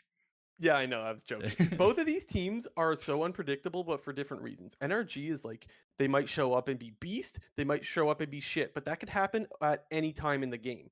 TL is like they're going to show up in the early game, and you don't know if they're going to show up in the mid and late game and just throw. So that's why it's like predicting this shit is so damn hard. This might be like the hardest series to predict that we've Any had in the series that whole involves NRG is difficult to predict. and Team Liquid, honestly. They throw everything. More so NRG on my side, but maybe it's Team Liquid on your side. Dude, come on. Like, I don't What do you know. mean? Come on, NRG fucking stinks. I'll say it right I've now. I'm told a hater. I don't care. I'm a hater. I've already said to you. I've said this many times. I'm going to say it again. I've probably said this on the podcast. I've said NRG is just as bad as closing out games as Team Liquid. It's just Team Liquid gets so many damn early game leads that you see them throw way more. Okay? I know I said it to Andrew. We figured that out last night that I said it to Andrew. Now I'm saying it for sure on the podcast. I probably said it before, but I'm saying it again. Both of these teams are equally fucking terrible at closing out games. They're both really, really bad. Just sometimes energy is really good at playing from behind, which you could argue is not a good recipe for TL since they always get ahead and then throw. Anyways, okay, my prediction, admittedly, this is going to be a heart prediction, not a brain prediction, but I'm going with NRG and I'm going 3-2. Yeah. If you want a brain prediction, it's TL 3-2 on the other side, but I mean, since we're going to be there in person for the series, I just want it to be an exciting series. I mean, I could really give a fuck who wins. I want Team Liquid to at, win. I'll predict them 3-1, but I just at want an this point, exciting series. I want NRG to win the whole thing. I think that would be fucking awesome. That would Actually, be wild, honestly. it would be really cool for APA as well, but I think it's way fucking cooler for the other players on NRG, right? Like combined, you know? I think that would be sick. I don't think it's gonna happen. Maybe we should talk Hey, about I was gonna C9 in the say finals. we've had our fun here with it'd be cool if TL won or Cloud9's already in the finals. They swept NRG. We already did talk about that, but they are on the precipice of potentially becoming back to back to back champions. So 3 championships in a row potentially. Cloud9 just getting better and better. It feels like. I know the majority of our discussions during the regular season was Cloud9. Yeah, they're good. We know that they're good. Everyone thinks that they will be good, but they're not looking so great yet. And it was kind of all about the Mm-hmm. question of when is Cloud9 going to level up to be great and become the clear cut number one team? Because for the most part of the regular season, they were just comfortably hovering 1 or 2 games above Golden Guardians or EG almost the entire time. They didn't really separate themselves from those teams. And I feel like in the playoffs, they have definitely separated themselves as the clear cut best team.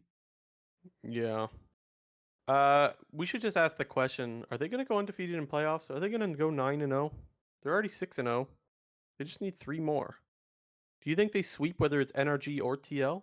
I'm gonna say no, and I say that because the one game of C9 inting's got to happen at some point. Like I thought it was going to be an energy But they've done series. that and they've won the games that they've inted anyways. Okay, I'm but actually it's got to like, it's got to go wrong once because it hasn't gone wrong yet. So it'll go wrong once. And also, I think to be fair, if it's TL, I expect it to be a very competitive series. So really? I mean I sorry, hope you're right. I'm saying very competitive. I think it's like a very even matchup, but it's very competitive from the standpoint that I think Cloud9 is just not going to straight up demolish them. Like Okay. it's gonna be a series of like early game battles. And okay, can TL actually get ahead of Cloud9 in the early game? Because I've said it this whole split. Cloud9's early game is not the strength of this Cloud9 team at this current moment is not their early game. It's their team fighting.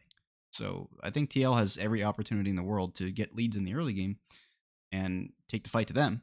But it'll be on Cloud9's superior team fighting to ascend them past Team Liquid if the series plays out like that. But obviously, Cloud9 could just flip it on their head, lock in some Olaf or some random shit, and run it down their throats. Dude, I would love to see the Blaber Olaf. That would be beast. Dude, That would be huge. I feel like Nico Olaf has got to be a decent champion like combo. That 2v2 sounds nuts, but maybe it's just bad, but I don't know. Just thinking about it in my brain at this one moment, it was like, that's got to be good, no? Like, you just absolutely CC the fuck out of whatever the target Olaf's going on, but that's a spicy combo. That's my bold prediction. I'm still waiting for my Cloud9 Kog'Maw. Nico Olaf. That's what I want to Where see. is my Kog'Maw? Where is my fucking Kog'Maw? I'm waiting for it. Anyways, I am in the 9-0 camp. They mentioned it, I think, after last week's games and like the post game stuff. They were like, "Yeah, we think we can go undefeated or something." And I went, "Okay, relax. You're not that good." Yeah, I've switched my mind. I've changed my mind. Yep, I think they're gonna 3-0 whichever team sees them in finals. Um, I guess yeah, in my world where it's Team Liquid in the finals, I'll give the 3-1 to Cloud9. But you have it 3-0 no matter what? I guess yeah, I you did do. pick NRG, but still 3-0 no matter what? Damn, that's crazy. Yeah. Well, like I said, you said one of these games is gonna go wrong. They've had games go wrong, and it just hasn't fucking mattered. They find the goddamn fight It just anyways. hasn't gone wrong enough. And And against Team fucking Liquid, it'll go wrong Berserker's enough. like, hold my beer, and then he just goes crazy, and you're like, oh damn, this guy's really good. Yeah. I think they're gonna go 9-0. We gotta talk about the GOAT discussion. Blabber climbing in the ranks for sure. I mean, if Cloud9 if we want to talk championships, if Cloud9 wins, he's at 4. Reminder Yep. that the consensus numbers 1 and 2 of Doublelift and Bjergsen, order that however you will. Bjergsen number 1, Doublelift number 2. Agree. He's only 2 Stay behind. mad. He's only he's only 2 behind Bjerg and 4 behind Double. So, or does I'm Bjerg trying to have pull up 7? the I forget. Doublelift has I'm 8. trying Bjerg has 6. Xmithie has 6. I don't know. I couldn't fucking tell you. I'm trying to pull up the graphic that they showed on the broadcast, um, that was showing like the win rate thing after 300 games. I think that's a stat that's really fucking crazy. Okay, so it's best win rate at 300 games in the LCS history, and Blabber needs one more game to qualify, I believe. But right now, I He's think he's at tied with 299 Bjergsen. after the NRG series. Yeah, but so he's at 206 wins out of 299 games, I believe. That's Well, fucking crazy. I think now it's 209 out of 299 because that graphic would have been No, before no, the no. The series. graphic says 203, and now he's at 206, tied with Bjergsen for the 206 wins. Oh, okay. So you added the 3 in your head before you said that out. Yes. Okay, Yeah. got you. Yeah. I'm not looking at it right now. So Yeah. I just think that is such a crazy stat, and I need people to understand that, like, for Blabber to do that now, like, it's much harder to do that now than it is for the guys that played in like season 3, for example, or season 4, season 5. Like, also, sorry. Go ahead. If I interrupted you. I I think we can all acknowledge that, like, the league just was not as strong back then as it is now. And for him to have that crazy of a win rate and also be usually one of the reasons why they're winning, like very, very often the reason they're winning games, I think is something that is absolutely insane. And I do think you need more championships still to catch Bjergsen and Doublelift for GOAT discussion. But I think he's very, very close. And to me, has surpassed who I would have had number 3, which would have been Jensen. I actually think that he has passed Jensen now in that discussion. Uh, and I feel really confident in that. Yeah, I think especially when you compare what the LCS looks like now to what it looked like previously, the context really matters. Bjergsen joined TSM when TSM was the best. I guess Cloud9 had just overtaken them as best team in the league, but TSM was still viewed as the best Oregon best team in the league at the time, and remained to be the best player in the league for a huge number of years. So Bjergsen kind of came in near the top and remained at the top. And when it Can comes to I correct Blabber, you a little bit there? I need to correct you a little bit because the split before Bjergsen joined, TSM went like 14 and 14. It was 28 games. They were just why a they were decent still team the number split 2. before. They're still the second best team in the league at the end of it. Uh, Maybe. I remember the split was like they struggled, like they weren't the number one team that they were supposed to be. And then Bjergsen came in, and next thing you know, TSM was right back on top again, just absolutely dumping on everyone. Which is why to me Bjergsen is GOAT. And I know that triggers a lot of Doublelift fans. But well, I'm anyways, trying to what I was alluding to was Blabber. When Blabber came into the league, Cloud9 wasn't the dominant team that it is right now. Cloud9 at that point was behind the likes of TSM and Team Liquid.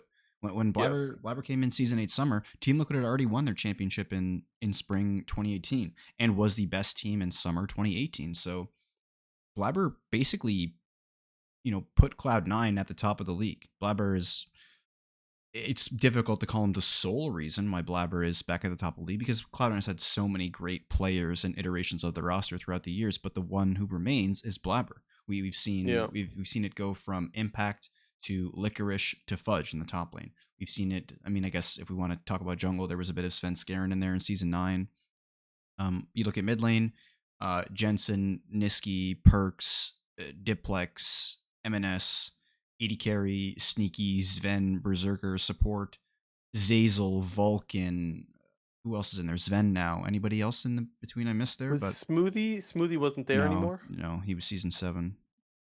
But anyways, my point being is that Blabber has been the mainstay of Cloud9 ever since season 8, basically. And Cloud9 has been the best org in the LCS across the last 3 full years or 4 years, we want to call it now, 2020, 2021, 2022, and now 2023. So he is definitely right behind the likes of Doublelift and Bjergsen in terms of Go conversation. I would agree Yeah. that he is probably going to end up number 3 after the conclusion of this split, passing Jensen and passing Impact, however you want to organize those two guys. But in terms of the trajectory, I think Blabber is currently on the trajectory to surpass both of them as NA I GOAT. actually agree. I actually agree. I But think you never that know. Things can happen real quick, right? Things can go downhill or something like that. But I actually agree. And I think he is like the face of this dynasty, right? There was the TSM dynasty. The face of TSM was Bjergsen. Then there was TL on their four-peat. And the face, I mean, don't get me wrong, they had Core JJ for a part of it, and they had Xmithy, and they had Jensen. Like they had absolute studs on that team, but it was still Doublelift, right? The four-peat is the face of that. And now you've got Blabber, who's the face of what is building up to be a new dynasty in Cloud9, continuously winning and being the heavy favorites. yeah, because I mean I'm basically working under the assumption the Cloud is going to win this split. That puts Blabber at 4. You only need 2 more in the rest of your career to get to 6, and 6 realistically puts you into that conversation. And I think at that point probably surpasses at least one of them, of Bjergsen or Doublelift, however you want to view it. Yeah. And then I think he gets to 7 or 8, and he then becomes the clear guy. Yeah, I think I would agree with that. But But it's honestly, easier still said quite a than ways done. away. Yeah, exactly. Easier Quite a said way. than done. It's so close yet so far. So close yet so far. But anyways, I think it's important that we highlight that and have this discussion so that the people that are watching the LCS right now understand just how important these games in this final series is for this player's legacy. Obviously, MVPs matter, and I don't think he's going to win this MVP. I guess we could also have that discussion right now. But to me, he's my MVP of the split. Wait, you don't think he's going to win MVP? I think they're going to give it to JoJo. I think JoJo's going to get it. Yeah, I mean, I guess I know we've had MVP discussions, 2-3 weeks ago, but I guess that the thought of somebody else winning it still hasn't crossed into my mind. But I would expect him to win it. I think it should be Blabber, but I think they're going to give it to JoJo Pyun. I think that's what's going to happen. Um, a quick thing, actually. This is a little bit of a tangent. I've had this conversation with you before, but I think this highlights it a little bit as to why I think JoJo will get it. I find that a lot of times what seems to happen is the people that are voting for MVP really like to use that most valuable player to their team argument a little bit too much when it fits the narrative that people want. Was JoJo a great player this split? Absolutely. Is he an MVP candidate this split? Absolutely. But I feel like what happens sometimes is people will hold on to that he's most valuable to his team when it suits them, and that's why I think he's going to get MVP here. But counter like an example of when it doesn't suit them is Rich, for example, right? Rich was not all pro this split at all. obviously, him replacing Armut in the top lane was the biggest change that that team had. They went from 3 wins all the way to 7-8 with a tiebreaker. That is a huge improvement, and, like, suddenly the discussions of most valuable to their team just goes out the window. That's Yeah, an example of where, like, we I completely forget agree. about it. Yeah, You know what I 100%. mean? So that's where I get a little bit frustrated by it, and I hope people understand this is not JoJo hate. This is just like I find that that argument is so inconsistently used when it comes to different players, and it's used especially when it comes to a North American player. But And I got no hate for JoJo. I'm not gonna riot if JoJo gets MVP. I think he had an MVP worthy split.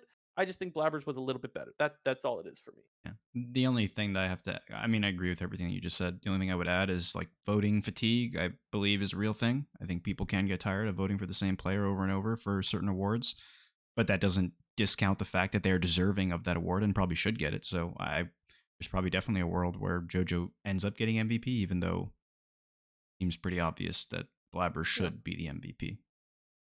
I'm not gonna riot if JoJo gets MVP. He had a really, really good split, and he was super fucking valuable to his team, which to me is always um, a part of what should be in the MVP discussion, in my Last opinion. thing, I'll just add on to it because Licorice did win Most Improved Player. That got announced earlier in the week. Um, I mean, we already kind of had this conversation, but I still just don't necessarily agree with the logic that he can win that or even should win it, considering that he was once considered a top player. And I guess for anyone who might be annoyed or like kind of brush off my comments and be like, "Well, that why does that even matter?" Okay, I'll pose you this scenario right now. We go into 2024 and Berserker plays like the worst AD carry in the LCS in spring 2024. And Yeah. then in summer 2024, he just plays like normal Berserker, which is one of the best players in the league, best AD carry in the league. Is he and should he win most improved player of the split? If your answer is yes, then cool. You want to use that same argument for Licorice? That's the precedent? Cool. I'm for that. But if all of a sudden it changes and people's opinions are like, well, this guy was like so obviously the best AD carry in the league and has been for his entire existence, but he had a really bad spring and a really good summer. So is he eligible to win the award or not? That's the only question I will pose to the people and sort of be like, is this good precedent to set for the future? Is kind That of is a all that I'm very saying. fair no, that is a very fair point. If that scenario does happen, you have full permission to go absolute batshit crazy, Jinter. We'll give you a full segment where you could just close off my camera, you can full screen yourself and just go nuts. Fair enough? Yeah. Um, just to add on to your point a little bit, I don't think the award would exist if it was known to give it to a player that was really good, got shit, and then got good again. I don't think the I award would exist. I I think agree, the which reason is the why award it feels a bit exists sad that Licorice wins it. So I agree sh- with you.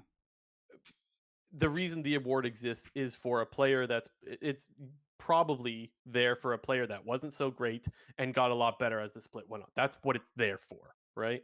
Mhm. Probably a newer player generally, so that you're not just perma giving awards to just the same people all the time. Oh, another MVP for Blabber, another MVP for JoJo, or whatever, right? That's probably why. It's Yeah. probably to give awards to guys that don't always get the spotlight. That's what the award should be for, and that's why I get you're frustrated. With Let that said, Licorice fucking improved a oh, lot. don't get me wrong, he definitely improved. Last thing that I'll say to close this out, because if people are like, "Oh, Berserker is like such an extreme example," like that's not anything that would happen. I'll give you this split closer as an example. What if closer goes back to normal closer next split? Would he be eligible? Just saying. Just a And the Licorice one feels a little bit better because he was bad for like 2 years straight, it does. right? It's a I've little bit better. mhm. That's what Yeah. I mean, I'm playing a bit of devil's advocate here, but just trying to get people to think of what the scenario could look like in future years, even though it's unlikely. Yeah. Okay. Let's do quick news and close out the show. Yep.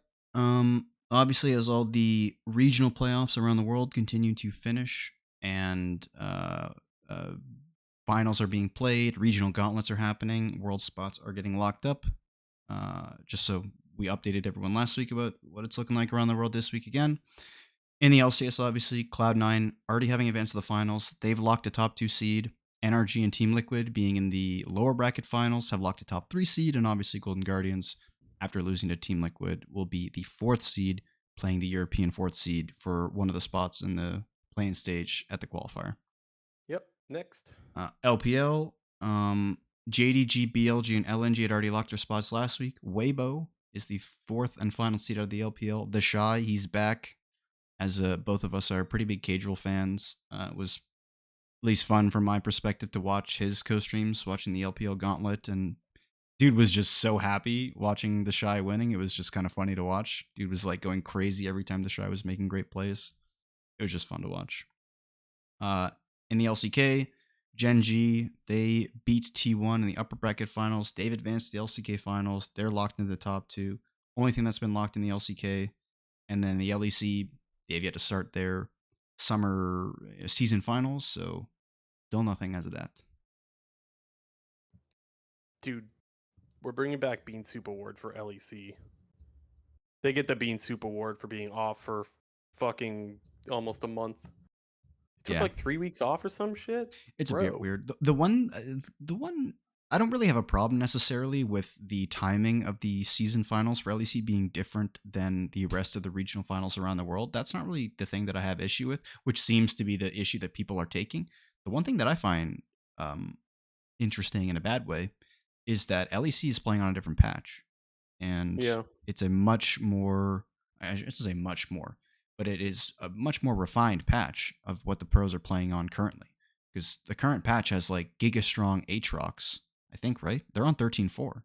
They're playing with the buffed version of Aatrox before the nerfs came in, and then, they still have Kaisa before like Kaisa nerfs came in, and trying to think of other really meta champions that have been nerfed over the last two patches, but I think they're playing on 13.16, whereas everyone else in the world is playing on 13.14.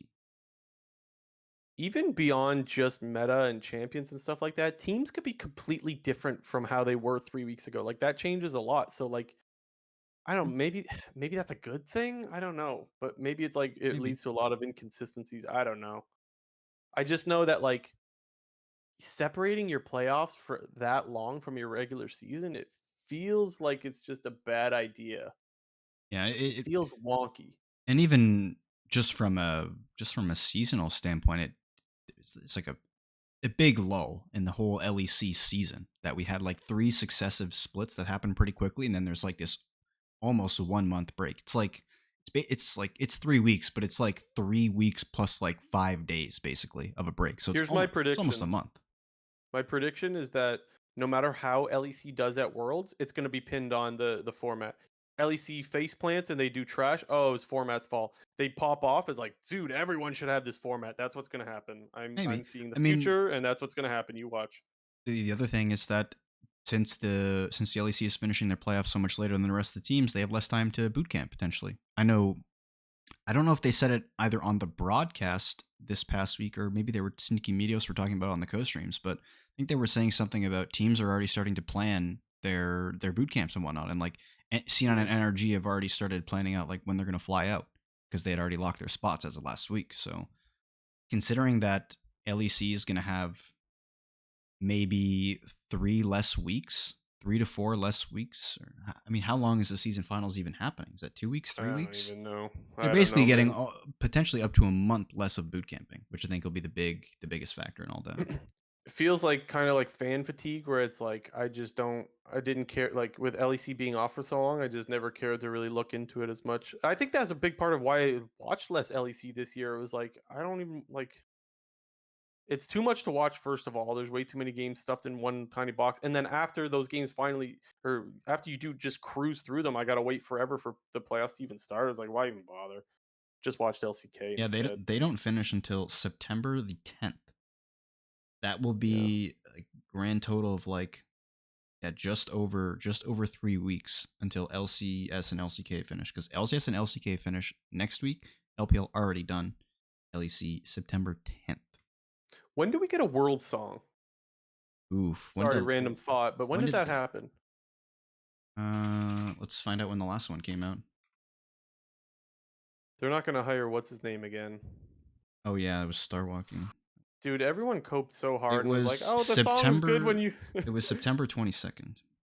You remember everyone was like, "Oh, the song's actually not that bad when you play it at 1.5 times speed or It whatever." I was like, unironically "Dude, was better when you played it yeah, I faster. think that was pure cope. I think everyone just really liked the artist, and I think his song just fucking sucked, and no one wanted to admit it. That's what I think. There's my hot take. Oh, There, I triggered all the CFP listeners. I'm not. I wasn't saying that the song was like good in the first place. It wasn't a great song, but it did strictly sound better when you put it at like 1.25 times speed. I That liked, that was some I copy liked paste that I loved. It was like play it on like your 3DS at 1.5 times speed at 270% volume. Oh, that was some good That was some good copy pasta right there. I liked Burn It Down or whatever that one was called. I think it was That one Burn was It Down. shite. I liked that one a lot. Also, and I liked Phoenix a lot as well. That one was good. That was Rise the was pretty best good. song. Rise was good. Yeah, I mean, All Rise is the goat standard. I can't Like believe you didn't like Burn It Down. Take that back. that song was shite. That song was fucking awesome. Uh, yeah. Okay, Anyway, yeah, we've sidetracked hardcore here. that was definitely my fault. Go ahead. Next up, Nick Fan, the FlyQuest, or I guess former general manager of FlyQuest. Well, former. He's no longer the general manager of FlyQuest. That's it, really. Yeah. When you have a team that has high expectations and you pay all that money and things don't work out, I'm not exactly surprised. Yeah. I'm still waiting to Also, see how much of the coaching staff is gone. They haven't announced like Song or Sharks or anything like that yet, eh? I mean, them releasing their GM obviously indicates the fact that there's going to be big roster changes going on Yeah. because you don't remove your GM unless you're changing up your roster and/or philosophy. So Yeah. expect a new look FlyQuest. Dude, I know Trisha was not a GM, but they got to bring her back as just whatever. No, if I don't know if Papa technically has her job, but the FlyQuest brand feels like it lost its what it was. Like it just didn't Yeah, feel like FlyQuest this year at all. I think part of that is because they kind of felt like they all in a little bit in terms of wanting just to be like a competitive team. And then when that ended up falling flat on its face, they didn't have their previous sort of brand to fall back on. So I kind Yeah. of agree with you there. They kind Like of FlyQuest didn't feel like they went FlyQuest all in anymore. about being a good team and then forgot about, the rest of part of the reason why they became a popular org in the first place. And hopefully that's something that they return to in 2024 in addition with fielding a competitive roster. What was super sad about that was like she went to Cloud9 for like a month or something. Yeah. Maybe it was longer than that, but she was at Cloud9 for not very long, and then they laid her off, I think, because of esports winter or something. And it was like, okay, Yeah. FlyQuest died for this. Okay, what's next? I'm Next up, distracting us again. Tainted Minds point 34, I guess. Part 1 was the real Tainted Minds. We're at maybe Tainted Minds part 34. There was an org, SBTC Esports. They got banned from the VCS. They're a team that currently was playing in the VCS, but their owner and players, owner was permanently suspended. Players were all suspended for 3 years from participating in Riot sanctioned events for match fixing in the VCS, and they've been apparently rumored to be doing that since spring 2021. So Dude, there was they match probably made fixing fucking in bank. VCS going on for 2 years. They probably made so much Maybe money. that's the reason why they kept getting pushed out of international events. And I was like flaming Riot constantly about like, why are we not letting VCS in this shit? Like this league's actually pretty good. Can we get them in? They're fun and exciting to watch. Maybe they knew all along. Yeah, we'll go with that. Riot knew and didn't know how to tell us all. Also, in addition to that, apparently the current CEO who just got permabanned from Riot, he was also suspected of match fixing in Dota 2 years ago. So it Mm. sounds like this CEO guy is a problem and shouldn't be anywhere near competitive gaming, or You I know, guess at any CEO at any business for that matter. yeah. Sounds like sleazy guy. You know my take on this shit. I hate match fixing. I hate cheating in general. It drives me fucking crazy. If any of those guys ever end up being put on another team, I'm gonna say fuck them all. I'm gonna hate that team, just like Bo. Same thing. Well, at Yep, the I very know a lot of least, people like it'll be Bo on 3 Vitality. years because they Guess got what? banned for 36 months. Bo was a fucking match fixer. I hate that shit. Fuck all the players that do that. It ruins a lot about league. It ruins the integrity of just any sport. Cheating, pretty much. Fuck them all. Well, not fuck them all on this last point. Apparently, the South Korean police are investigating stabbing threats against Faker, which was made after the T1 versus KT series from last week. And apparently, there's been a lot of stabbings in South Korea, so it's a pretty serious issue going on in the country right now. Just when you thought T1 fans couldn't out crazy themselves, I thought it might they have been the find a KT way. fans that were Yeah, mad. true, true. Yeah, okay, fair. This might not be a Maybe it was T1 you, fan you this time KT around. fan guy, you. Yeah. Don't give Jesus. away my cover. BDD's a fucking beast. Yeah, okay, this is fucked up for a couple of reasons. One, who the fuck threatens Faker? Dude is like, Like, he's the come god of on. South Korea, man. Yeah. And two, Faker's gonna outplay that guy anyways, let's be real. Gonna outplay him IRL? Yes. Won't he? Hopefully. Yeah, he'll fucking dodge. I mean, I wonder if, like, I mean, does Faker travel around and like does T1 and Faker, like, do they travel around with like security perma? They do now. Oh, I, good point. If they didn't, they probably are now. But uh, interesting to note if like, because I feel like I feel like security is something that you need in a place like the U.S. where there is kind of a lot of crazy shit. But They when gotta fucking disguise him. They gotta Faker's gotta go undercover. You know, I just thought of like, like the costume, like the glasses with the nose and the mustache. oh my god, Definitely not definitely Faker. not Faker. Yeah, Yeah. but Yeah. that's a leak skin right there. Yeah, definitely not Faker. Surely Just they're gonna walking have it. around Surely Faker is gonna have like something big in the game later, like in a few years from now. Whether it's like a champion in the that's like, MMO. I don't know, something. He's got to have He'll something big. I promise he'll be in the MMO.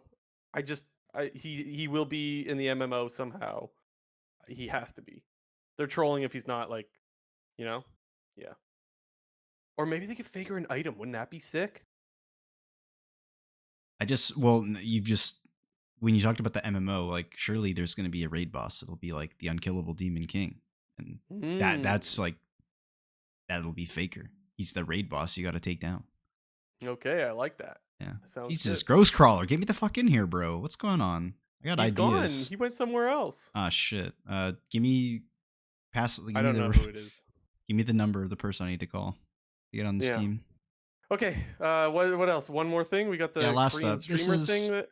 This is non-pro related, so if you don't care about this, you may click off now. But if you are interested in the TFBlade drama from the NA plus EU streamer boot camps that have been going on, apparently, TFBlade, after going off of the rails in a solo queue game where he had LS in his game, flaming the fuck out of LS, both in game and on stream. There was kind of like an altercation that went back and forth for a couple of hours, both on stream and in game and whatnot. And the end result of it was that TFBlade got IP banned from the hotel that he was staying at, and therefore all of the other streamers from NA and EU who came to bootcamp in Korea who were playing on the same IP also got their accounts banned. Dude, what a shit show. Also, fuck TF Blade, man. Dude, That guy's such a toxic prick. He actually used TF to be a Blade good is streamer. the He actually biggest cringe guy in League of Legends these days. I mean, he has easily surpassed the likes of like Hashinshin, Nightblue 3, all of that, just in terms of like hatred of mine when it comes to. I mean, maybe Hashinshin still takes the maybe cake. not Tarzan. Tarzan is also He's up there. I don't know. He's like TF Blade, delusional. He's delusional, but he doesn't like preach his delusions in game and on stream like TF Blade does. they both will flame any. They'll be like on a Smurf account with their like first game is in like fucking, I don't know, gold or some shit, and they'll be flaming the guy for like just some average Joe. Probably worked his 9 to 5 and was like, "Oh, I'll queue up a game. This will be fun." And then got Tarzan or TF Blade just fucking flaming the shit out of him the whole goddamn game. TFBlade used to actually be a good streamer. Yes, he would tilt and he would get upset, but it wasn't like every. This guy's just a toxic prick now, and it's so sad to I see. love his like response to like all the drama when it first happened. Where he's like, "Guys, I'm sorry, I just cannot control my emotions when somebody's inting." I was like, "Dude, you are so like deranged if you can't seriously." Because don't get me wrong, I At least he's will. honest. I'll I don't rage. know. I'll rage when I'm playing League, and Blue Jay can even speak to this. Like he'll be watching me play games and whatnot, and like people are inting their faces off, and then I'm getting tilted because people are inting their faces off. But I'm not losing control of myself when it, Yeah, like never. TFBlade on stream, like he is like screaming to the like at the top of his lungs, like shooting daggers at people, whoever he's talking about. Like dude is like fully 100% serious when he's talking about these things. At least that's how it comes across, which is part of the reason why I think it makes him a toxic piece of shit. 'Cause it's not even like he's flaming in some sort of a lighthearted manner. And it's like that, like you get that from like your Tyler ones and whatnot, where there's like, you can tell it's like a little bit comedic. But with Yeah. TFBlade, it's just pure like emotion, and it's just bad emotion constantly. I guess he can't control it. I don't know. I feel like Mm. it's such a like easy way to be like, "Oh, it's not his fault. He can't control himself." Like, no, you got to be able to control yourself to a certain extent, man. Like, come on. Yeah. Anyways, And I just feel bad for all the other league streamers and whatnot who can't play in Korea anymore. Who's like their whole purpose of this trip was going to do this challenge across all the NAEU streamers. Who was going to get most LP after a month or what it was? I don't remember the full extent of it, but yeah, just feel bad for all the people who got affected by this, and probably now we're going to lose some money because they can't keep streaming or playing and whatnot. yeah, yeah. Like I think I Midbeast don't hit know Challenger. much of anything about the Dante's guy, like form like Duanel, that used to be his like old name before he was forced to name change. Like I don't know a lot about that guy, but from what I Yeah, understand, like he's become a really big streamer in the scene, and like he's been pretty outspoken about this just being kind of fucked because it's yeah, like screwing over everybody else yep. for I don't know TF much Blade's about him either. actions. He's become the guy. I see him all the time. I just don't really watch his stream ever, so I don't know. I But just yeah, I feel love bad. I love the clips of his where he's like down bad and like talking. Where he's like, I just need a Mm, woman who's gonna love me. It's like there was a clip I watched today of him. It was like I was laughing my ass off. mhm. Anyways, that's it for this episode. Sucks if you got banned because of fucking TF Blade. That's My guy trash. spear shot didn't. He wasn't in that hotel, so I'm happy about it. Oh, also, I was about to Shout say, out spear shot. That guy's the fucking goat, by the way. Midbeast hit Challenger also. I think it's his first time hitting Challenger in Korea. I didn't know That's that. my understanding, I didn't anyway. know that he never hit challenger. Like I didn't realize that that was like something he hadn't accomplished, despite him going to Yeah, Korea like perma. Well, and that's kind and of he pog, plays on honestly. Korea a lot, right? Because he's from OS, and I don't know what the ping he gets Yeah, is, but he plays on the server. yeah. Anyways, I think that's pog for him. That's obviously something that's really big for him. But okay, that's it for this episode. Let's remind people again. We don't know what fucking time next week our episode's gonna be. We're gonna try to do our best to get it to you guys ASAP. But being at a different location and stuff like that, it's gonna be difficult It's to gonna be figure out all the it's the logistics. layout's not gonna look like it does right now because it might we might be doing a full cam episode or something like that. I don't know. Well, we really have not even figured this out yet because We're gonna try to figure it out. we might be sat at the same camera and we're just gonna both sit there or It might be so scuffed too, but yeah. again, we'll have to figure that out. I don't know. Tune in next week if there's an episode, and wish us luck. For those of you going to the finals, hope you guys enjoy. We'll be there. That's gonna be pretty freaking sweet. Let us know if you're gonna be Um, there. We'll be yeah, there. and um, what else was I gonna? Oh yeah, just another reminder. If you didn't subscribe, do that. Cause like, come on, man, hit the like button, comment, Mhm. all that stuff. Help us out. We appreciate you guys that have been doing that. Yeah, we'll see you guys next week or maybe the week after. I don't know. This has been episode 137 of the Clown Fiesta podcast.